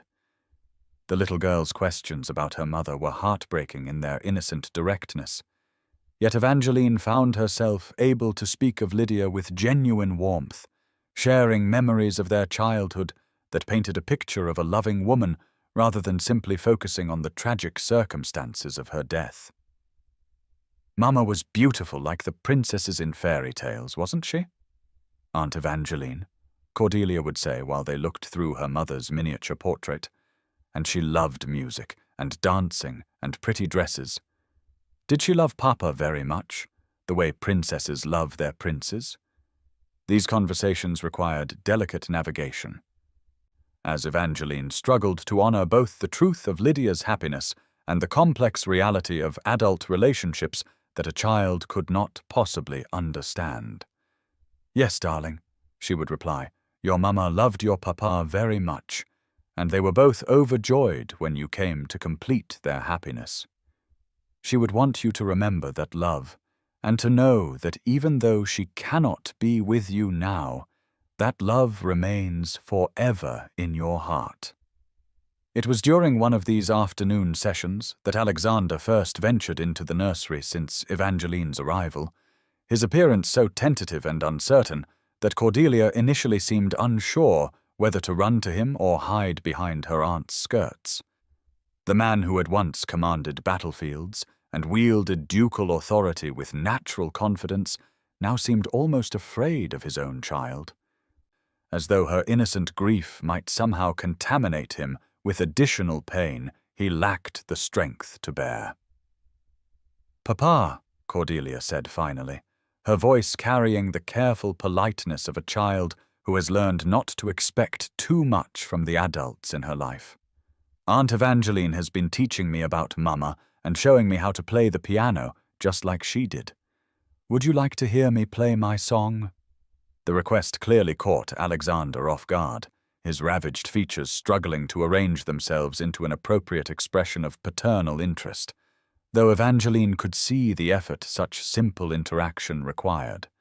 He settled into a chair with movements that seemed to pain him, whether from physical discomfort or emotional strain she could not determine, and listened with focused attention as Cordelia performed a simple melody with the careful concentration of a young student.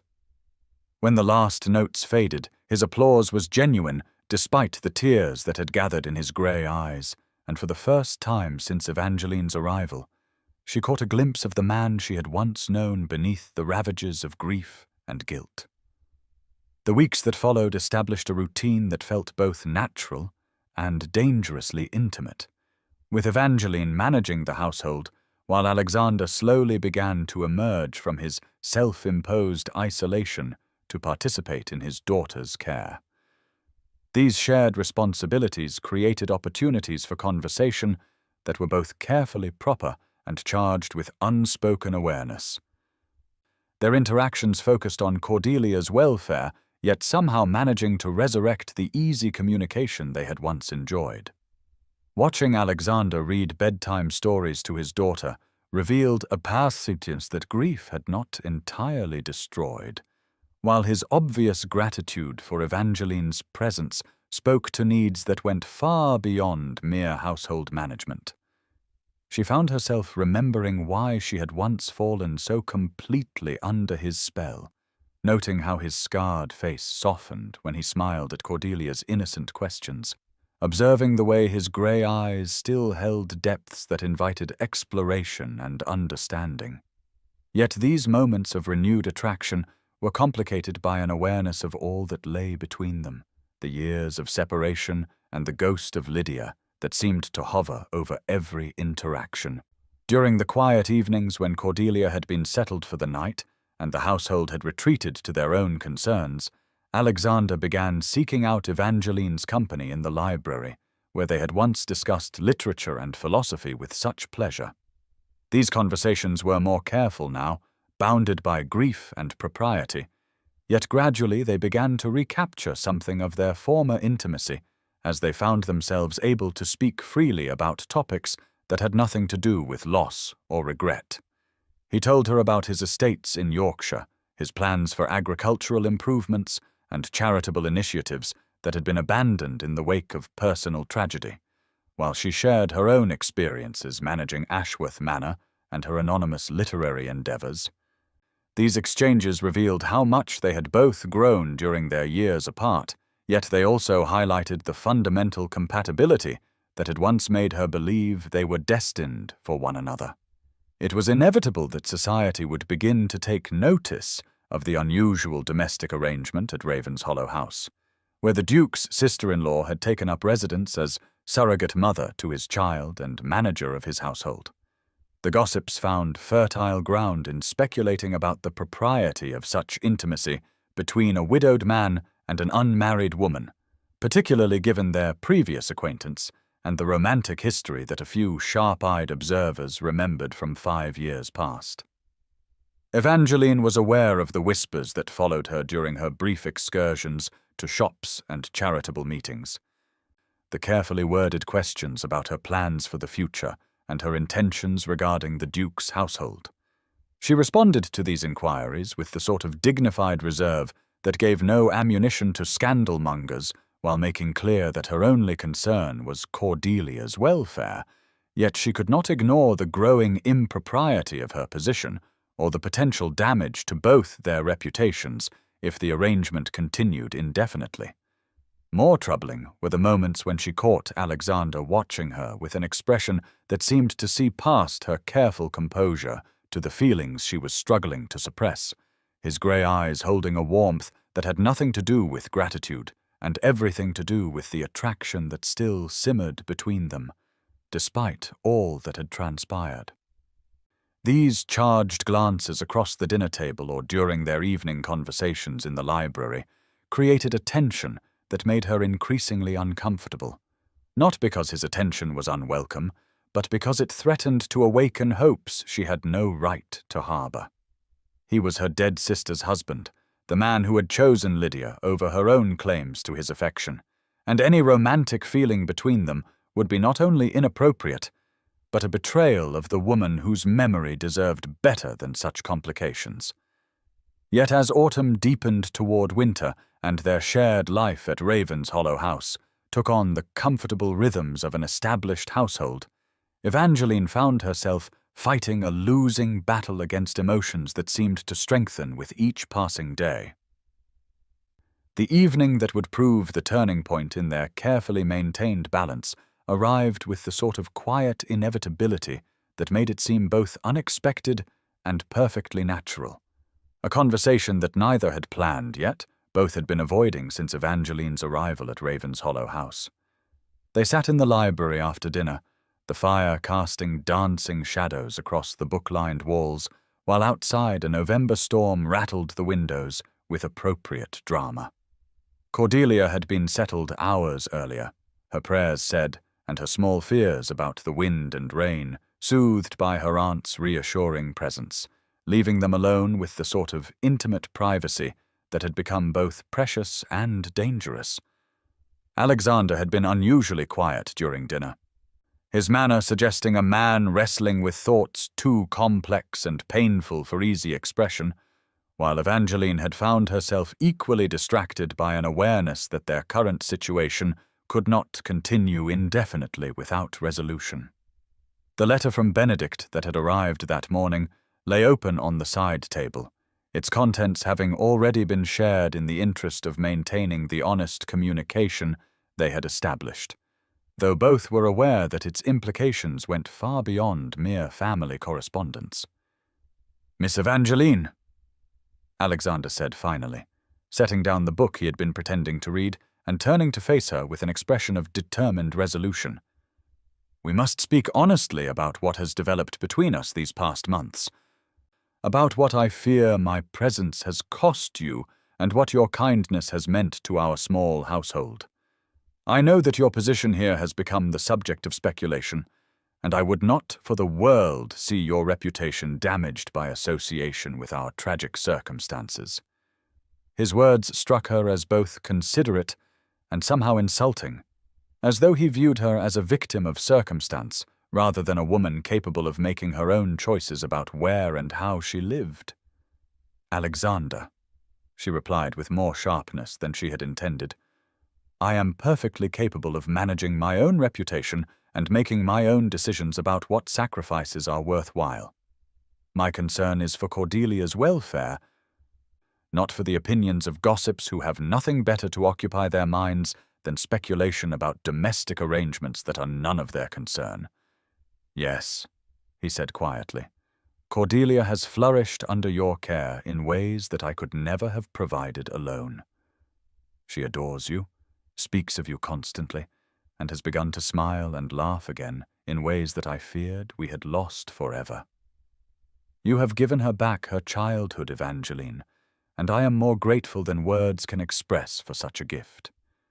But it is precisely because I value what you have done, what you continue to do, that I must acknowledge the unfairness of our current situation to your own future happiness." The reference to her future struck Evangeline as particularly painful, given that she had long since accepted that her future would be one of quiet spinsterhood devoted to charitable works and literary endeavors. Benedict's letter had contained yet another gentle proposal of marriage, his patient devotion unwavering despite her continued refusal to encourage his hopes, and she wondered if Alexander had somehow intuited the contents of that correspondence. "You speak of my future as though it has somehow been compromised by caring for my sister's child," she said with rising irritation. "I am 27, Alexander, quite beyond the age when marriage proposals arrive with any frequency, and I have made my peace with a life of useful occupation rather than romantic fulfillment. If you are concerned about propriety, I can certainly make arrangements to leave Cordelia in the care of a proper governess and return to my own pursuits." "No," he said sharply, his composure cracking for the first time since the conversation began. "That is not what I meant, not what I want at all. Evangeline, these months of living in your presence, of watching you with Cordelia, of rediscovering the woman I once—" He stopped abruptly, running a hand through his dark hair in a gesture of frustration that she remembered all too well. What I am trying to say is that I have come to realize the magnitude of the mistake I made 5 years ago, the terrible error in judgment that cost us both so much happiness. The whispers that had begun as mere speculation among London's drawing-room gossips had evolved into something far more dangerous by the time winter settled over the city, transforming idle curiosity into pointed commentary that threatened to damage reputations built over generations of careful social navigation. Lady Pemberton's weekly salon had become ground zero for the most vicious speculation about the unusual domestic arrangement at Ravenshollow House, where the widowed Duke's sister-in-law had taken up residence with a permanence that society found increasingly improper. The matrons who gathered to dissect the moral failings of their betters found rich material in analyzing every public appearance Evangeline made, every shared carriage ride, every moment when she and Alexander were observed together while conducting the business of Cordelia's care. Mrs. Fitzwilliam, whose sharp tongue had once dismissed Evangeline as unremarkable, now proclaimed with malicious satisfaction that she had always suspected the plain Ashworth girl of harboring designs above her station, while Lady Jersey herself began to speak in carefully measured terms about the importance of proper appearances even in times of family crisis. The speculation reached its crescendo when the Dowager Duchess of Ravenshollow arrived in London from her usual residence in Bath, her ancient but still formidable presence descending upon Grosvenor Square like a force of nature determined to restore order to a situation that had clearly spiraled beyond acceptable bounds. Eleanor Blackwood had ruled society for 5 decades through a combination of aristocratic bearing, sharp intelligence, and an unwavering commitment to duty that brooked no compromise with modern sentimentality, making her the perfect instrument to address what she clearly viewed as a scandal in the making. Her arrival coincided with an invitation that Evangeline received to take tea with several of London's most influential ladies, a summons disguised as social courtesy, but clearly intended to communicate society's growing displeasure with her continued residence under Alexander's roof. The message was delivered with the sort of polite brutality that only the highest circles could manage, suggesting that while her devotion to family duty was admirable, there came a point when such dedication crossed the line into impropriety that reflected poorly on all concerned. During this uncomfortable interview, Evangeline maintained the dignified composure that had served her throughout her adult life, acknowledging their concerns with appropriate gratitude while making clear that Cordelia's welfare remained her primary consideration. Yet even her considerable poise was tested by Lady Pemberton's pointed observation that surely a child would be better served by a proper governess than by an unmarried woman whose presence created such unfortunate speculation about the Duke's household management. The implicit threat was clear: conform to society's expectations or face social ostracism that would extend to her entire family, including her parents, whose own precarious position could ill afford additional scandal. It was into this increasingly tense atmosphere that Benedict's letter arrived, its formal language barely concealing the urgency behind his renewed proposal of marriage. His previous offers had been gentle suggestions that might be declined without causing offense, but this communication carried the weight of a man who recognized crisis when he saw it and was prepared to offer rescue regardless of personal cost. He wrote of his continued devotion, his desire to protect her from the malicious speculation that was already reaching his ears even in academic circles, and his belief that their shared intellect and values provided sufficient foundation for a marriage that would offer security and respectability, if not passion.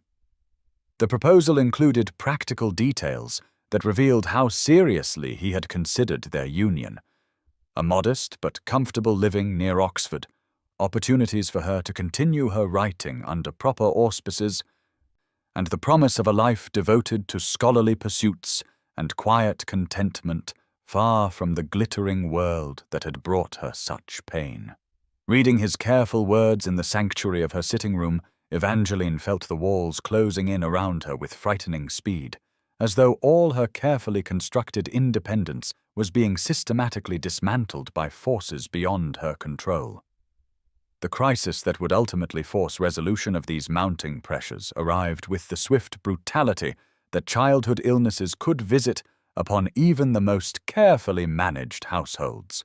As Cordelia developed a fever that within hours had escalated to the sort of dangerous level that sent servants scurrying for physicians and filled the nursery with the sort of desperate activity that accompanied life-threatening emergencies. The little girl's robust health, which had been one of the few bright spots in the months following her mother's death, suddenly seemed as fragile as spun glass, her small body burning with heat while her breathing became labored and frightening. Dr. Hammond, the family physician who had attended Lydia during her final hours, arrived with commendable speed, but his grave expression as he completed his examination communicated more than his careful words about childhood fevers and the need for vigilant nursing care.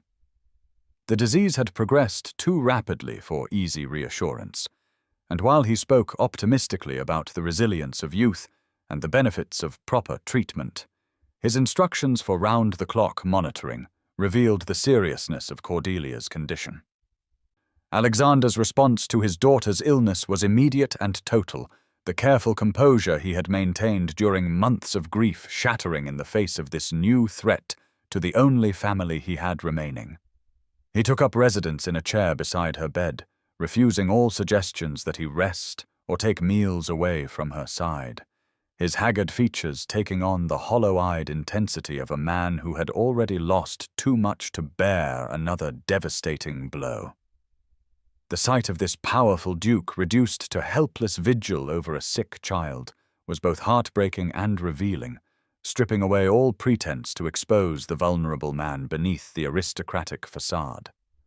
For her part, Evangeline found herself functioning with the sort of practical efficiency that emergencies demanded. Coordinating with the nursing staff to ensure Cordelia received proper care while managing the household routines that could not be allowed to lapse even in crisis. Yet her composed exterior masked a terror that went beyond normal concern for a sick child, encompassing as it did the awful possibility that fate might claim this precious link to Lydia, while simultaneously destroying Alexander's already fragile stability.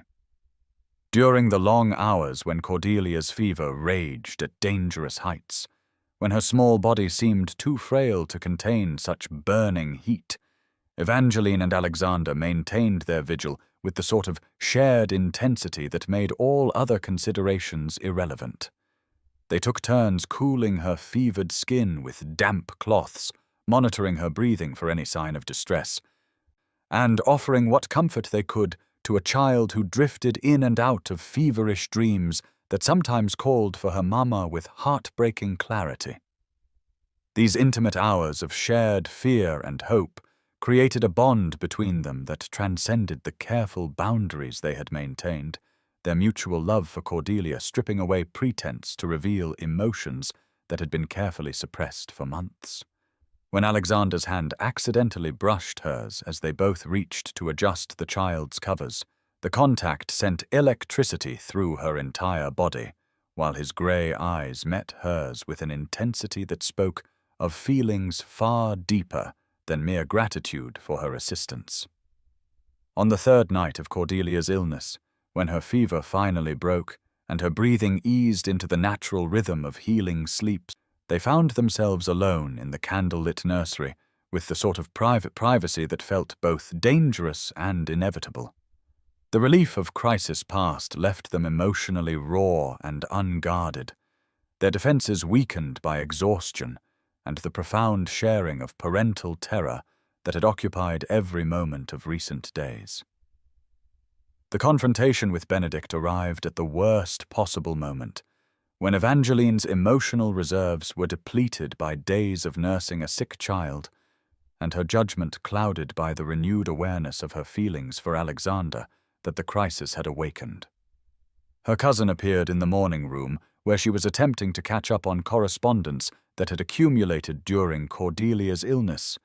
His usually composed features showing signs of the urgent journey he had undertaken upon receiving word of both the child's condition and the growing scandal surrounding Evangeline's position. His concern was genuine and touching, encompassing both personal worry for her welfare and broader anxiety about the damage her reputation might suffer if she continued to ignore society's increasingly vocal disapproval. "Evangeline," he said without preamble, his scholarly precision abandoned in favor of direct address. "This situation has become untenable, and I cannot stand by while you sacrifice your future for a position that offers no security and considerable risk to your good name. My proposal stands, now more than ever, as the solution to difficulties that will only worsen with time. I am prepared to obtain a special license and wed you within the week if necessary, removing you from circumstances that threaten to destroy everything you have worked to build." His words struck her as both generous and somehow insulting, as though her life were a problem to be solved rather than choices to be respected, though she recognized the genuine affection behind his urgent offer. "Benedict," she replied carefully, "your concern for my welfare is deeply appreciated, but I cannot marry you as an escape from difficulties that are largely of my own making. You deserve a wife who comes to you freely, not a woman seeking refuge from the complications of her own heart." His response revealed depths of understanding that she had not credited him with possessing, his brown eyes holding a sadness that spoke of long observation and patient hope, finally acknowledged as futile. "You love him still," he said simply, not a question, but a statement of fact delivered with the sort of gentle resignation that made her heart ache for the pain she was causing. "Even after everything that has passed between you, everything that can never be undone, you love Alexander Blackwood with the sort of devotion that makes all other considerations secondary. I had hoped that time and my own constancy might eventually win your affections, but I see now that some hearts give themselves only once, completely and irrevocably." The truth of his observation hung between them like a confession she had never intended to make, yet could not bring herself to deny in the face of such honest assessment. She had indeed loved Alexander with the sort of totality that left no room for other attachments, and despite 5 years of determined effort to move beyond that attachment, her feelings remained as strong as ever, perhaps strengthened by their recent months of shared domesticity and renewed intimacy. Before she could frame a response that might soften the blow of such recognition, Alexander himself appeared in the doorway, his timing suggesting he had been seeking her out for conversation of his own. The tableau that greeted him, Benedict's obvious distress and Evangeline's uncomfortable expression, required no explanation for a man who had spent months observing their interactions with growing unease. "Ashworth," Alexander said, with the sort of formal politeness that barely concealed deeper emotions, "I trust I am not interrupting a private conversation, though I confess myself eager to discuss Cordelia's continued recovery with her devoted caretaker." The challenge implicit in his words was unmistakable, as was the possessive edge that crept into his voice when he referred to Evangeline's role in his household. Benedict's response was equally loaded with meaning, his scholarly composure reasserting itself as he replied, "Your Grace, my conversation with my cousin concerns her future welfare, a topic that I believe should be of interest to all who care for her happiness. I have offered her the security of marriage and removal from circumstances that grow daily more difficult for a woman of her character and position." The word security hung in the air between the two men like a gauntlet thrown down, each understanding perfectly the implications of such an offer and the threat it represented to the delicate balance that had been established at Ravenshollow House. Alexander's jaw tightened as he absorbed Benedict's meaning, his grey eyes flickering between Evangeline's pale face and her cousin's determined expression with growing alarm. "You speak of security," he said slowly, his voice carrying the dangerous quiet that those who knew him had learned to recognize as a warning. "But what of affection? Of compatibility? Of the deeper bonds that make marriage more than mere practical arrangement? Surely Miss Evangeline deserves consideration beyond simple refuge from temporary difficulties." Benedict's scholarly precision served him well as he replied, "I offer Miss Evangeline the devotion of years' standing, the promise of a life built on shared interests and mutual respect, and removal from a situation that threatens her reputation regardless of the nobility of her motives. These seem to me considerations worthy of any woman's attention, particularly one whose previous experience with grand passion has brought more pain than happiness."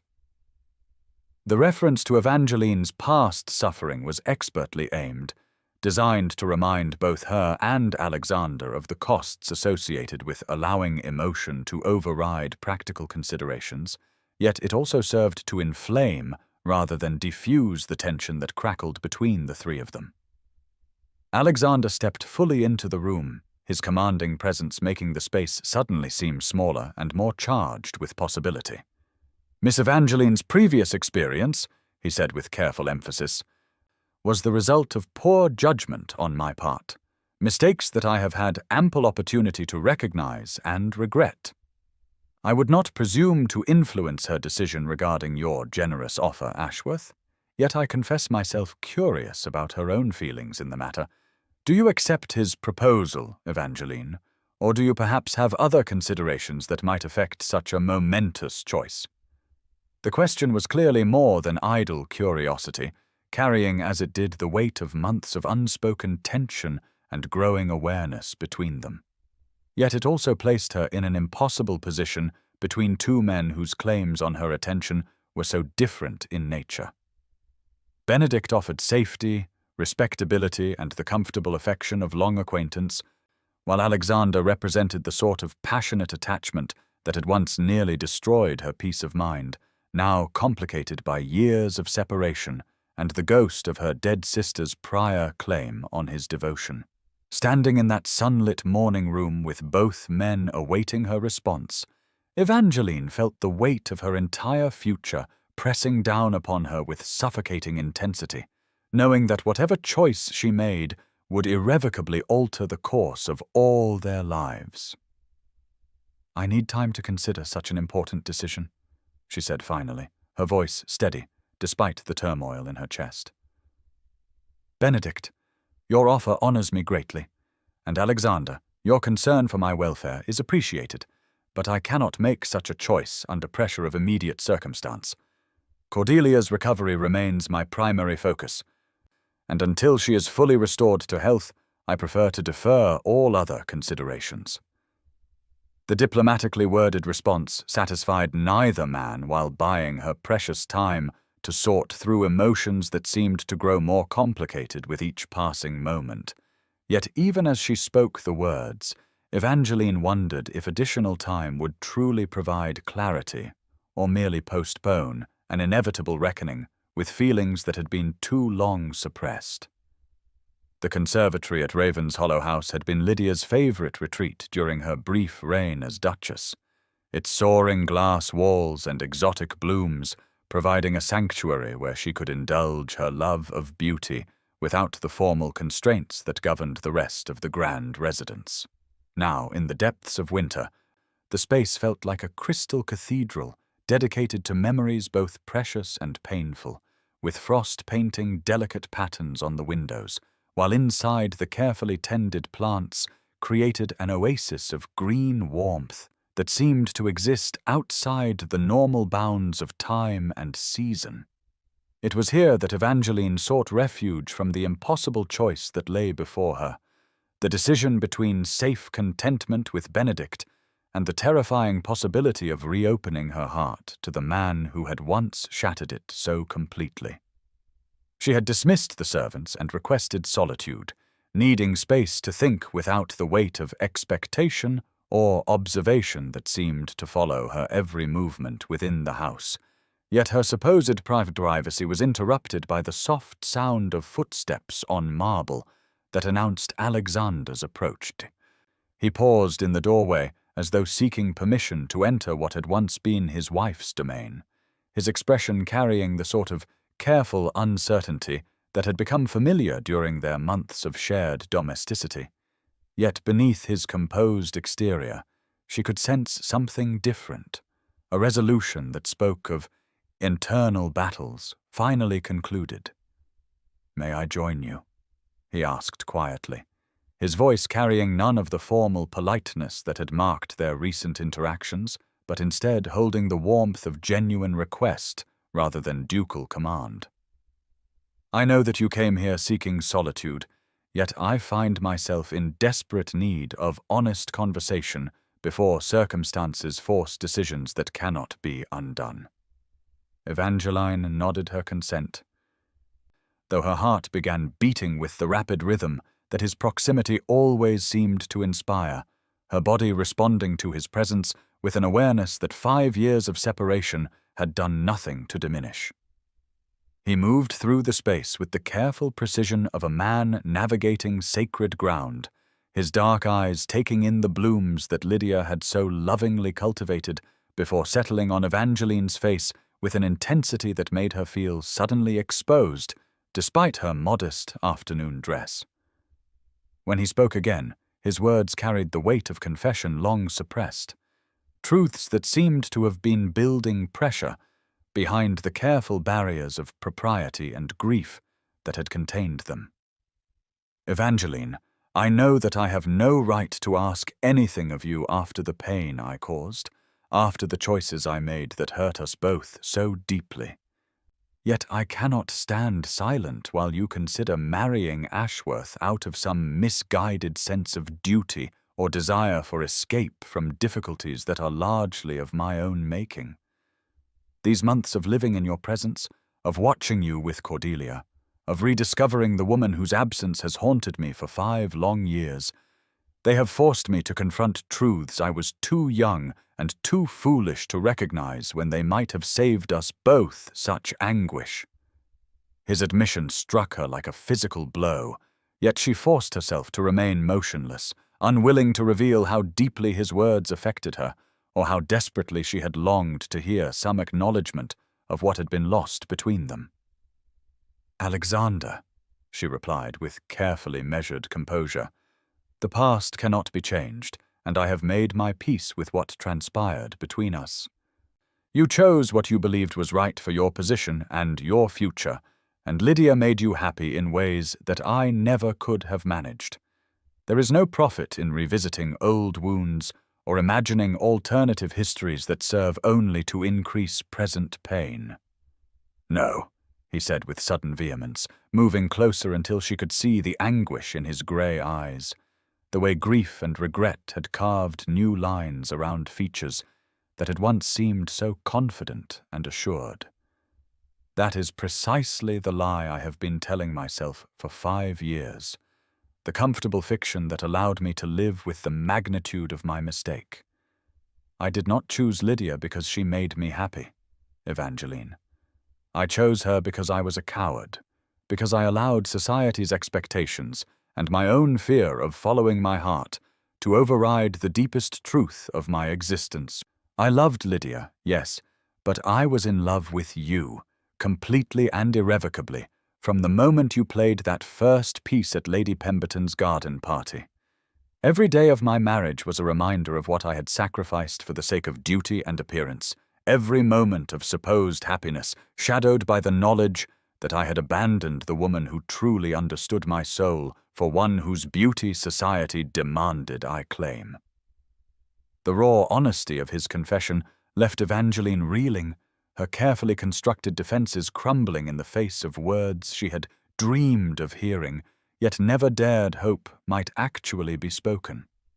The pain that had been her constant companion for 5 years suddenly transformed into something else, a rage so pure and overwhelming that it threatened to consume the last vestiges of the composed woman she had worked so hard to become.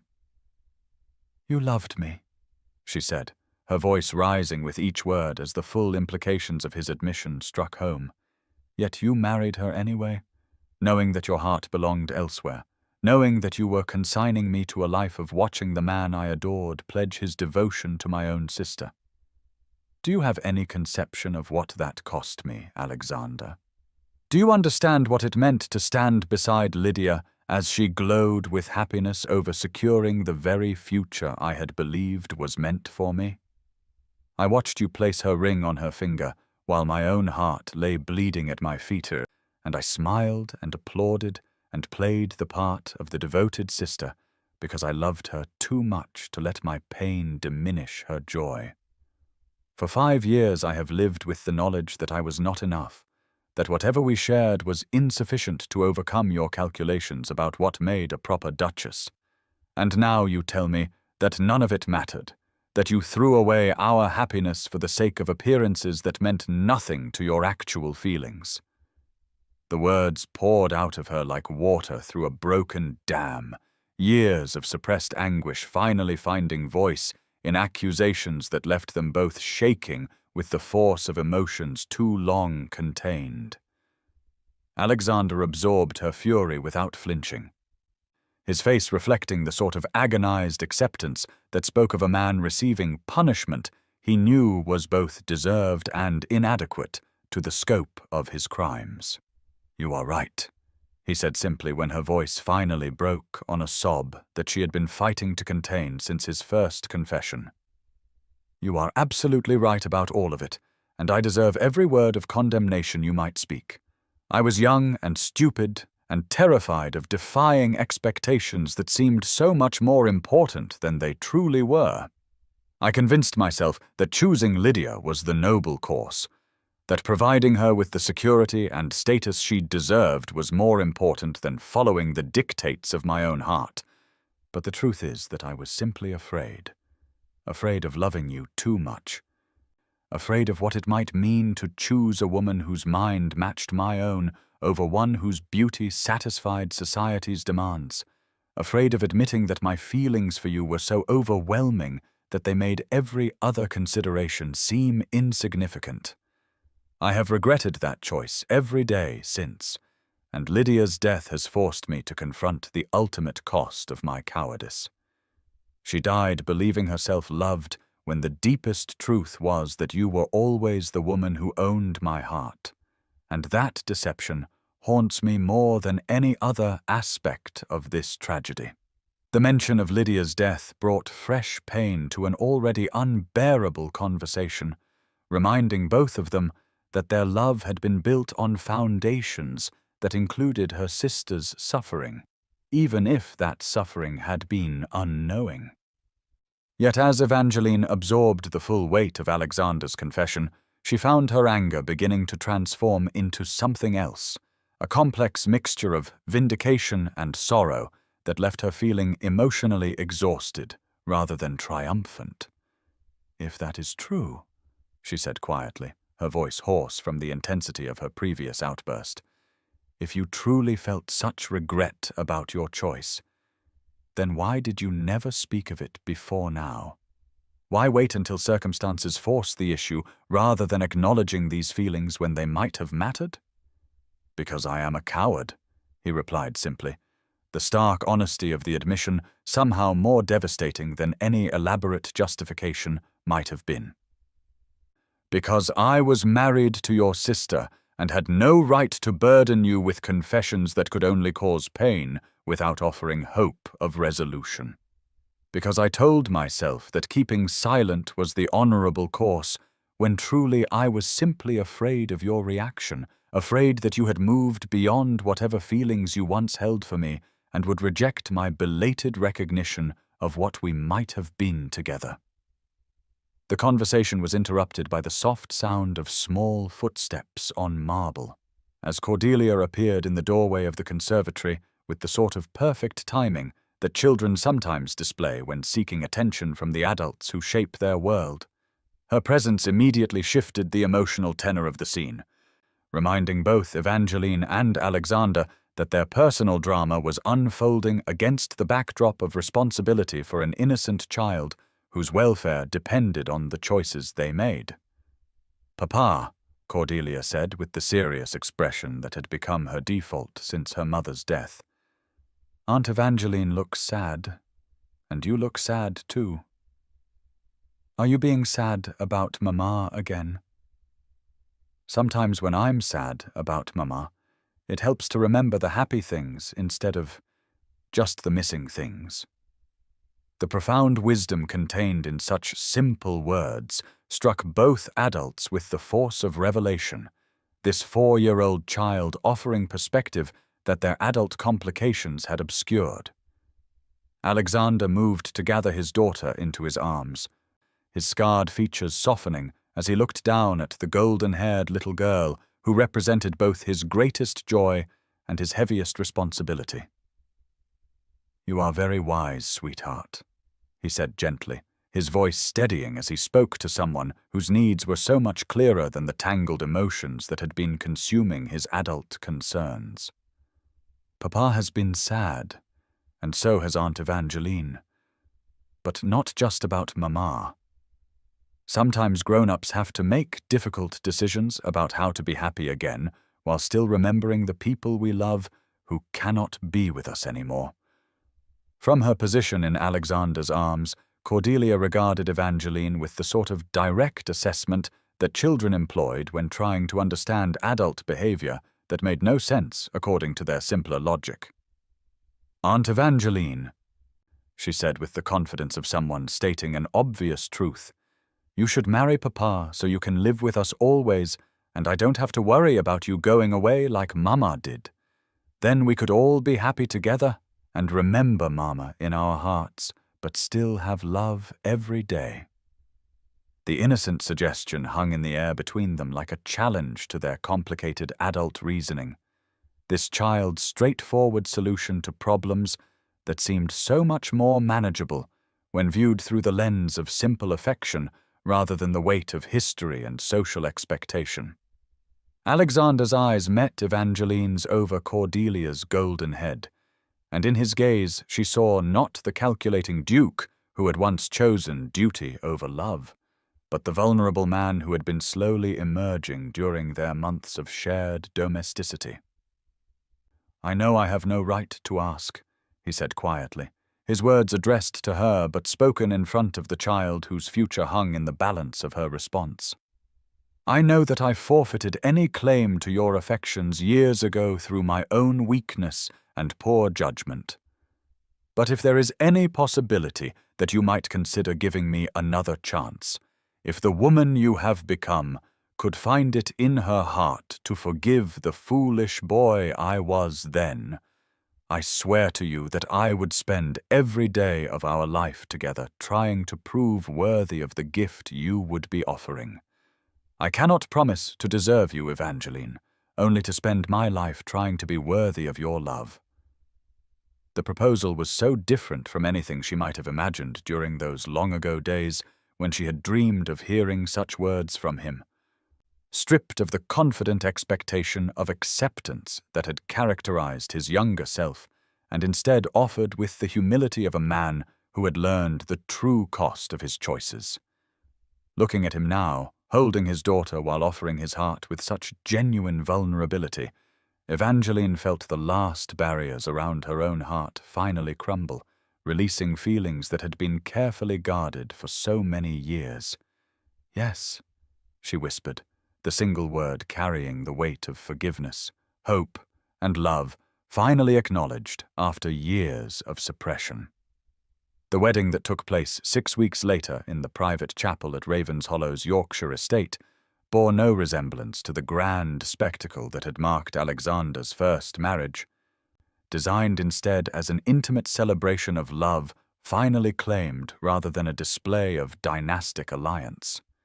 The guest list included only immediate family and closest friends, with Benedict serving as one of the witnesses despite the personal pain such a role must have cost him, his scholarly grace extending to genuine wishes for Evangeline's happiness, even as his own hopes lay in ruins.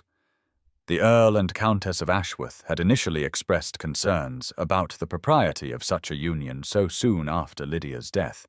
Yet their practical relief at seeing Evangeline finally settled overcame their scruples, particularly given the obvious devotion that Alexander showed toward their elder daughter.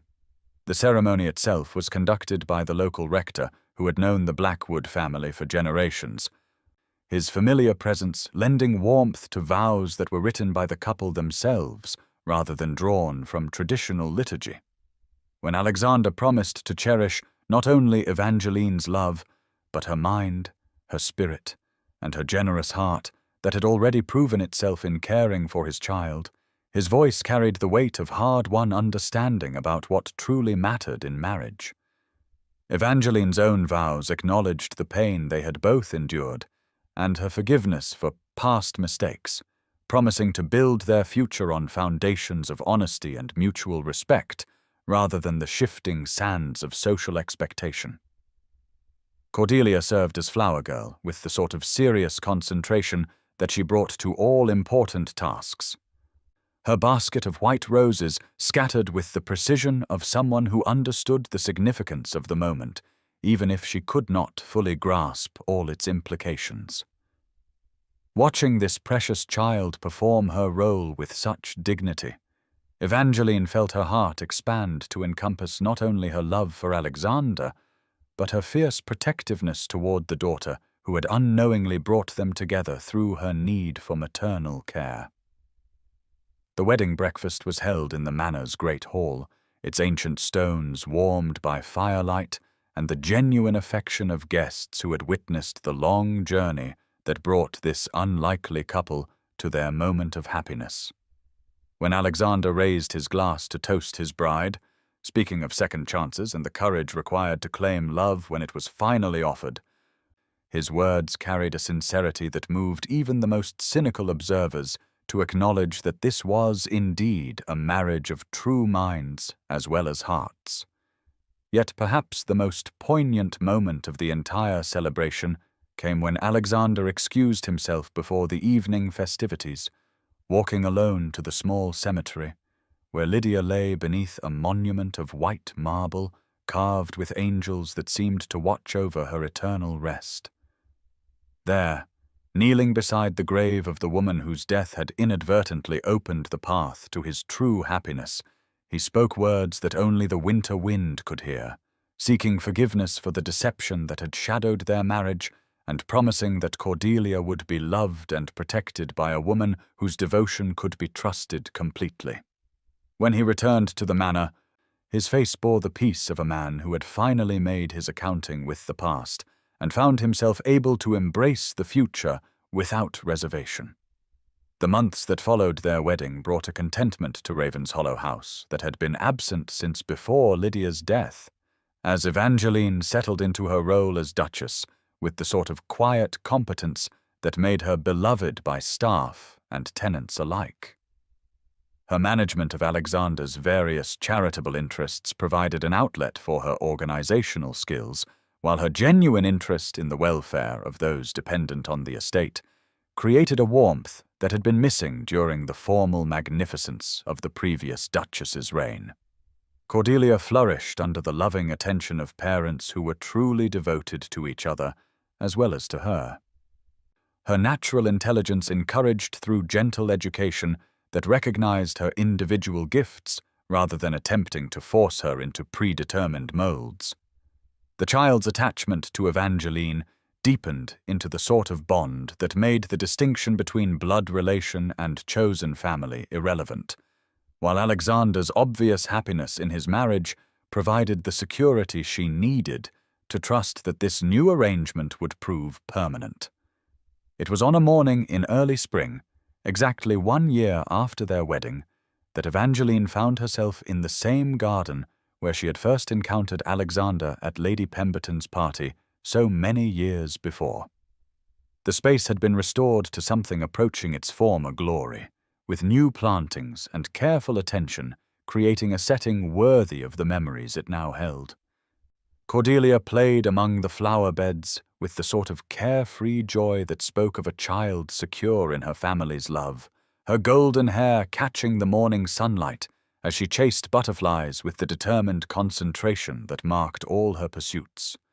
Watching his daughter's innocent happiness while his arm encircled his wife's waist, Alexander felt a peace so profound that it seemed almost impossible to credit after the years of pain and regret that had preceded this moment. "Evangeline," he said softly, his voice carrying the wonder of a man still amazed by the gift he had been given.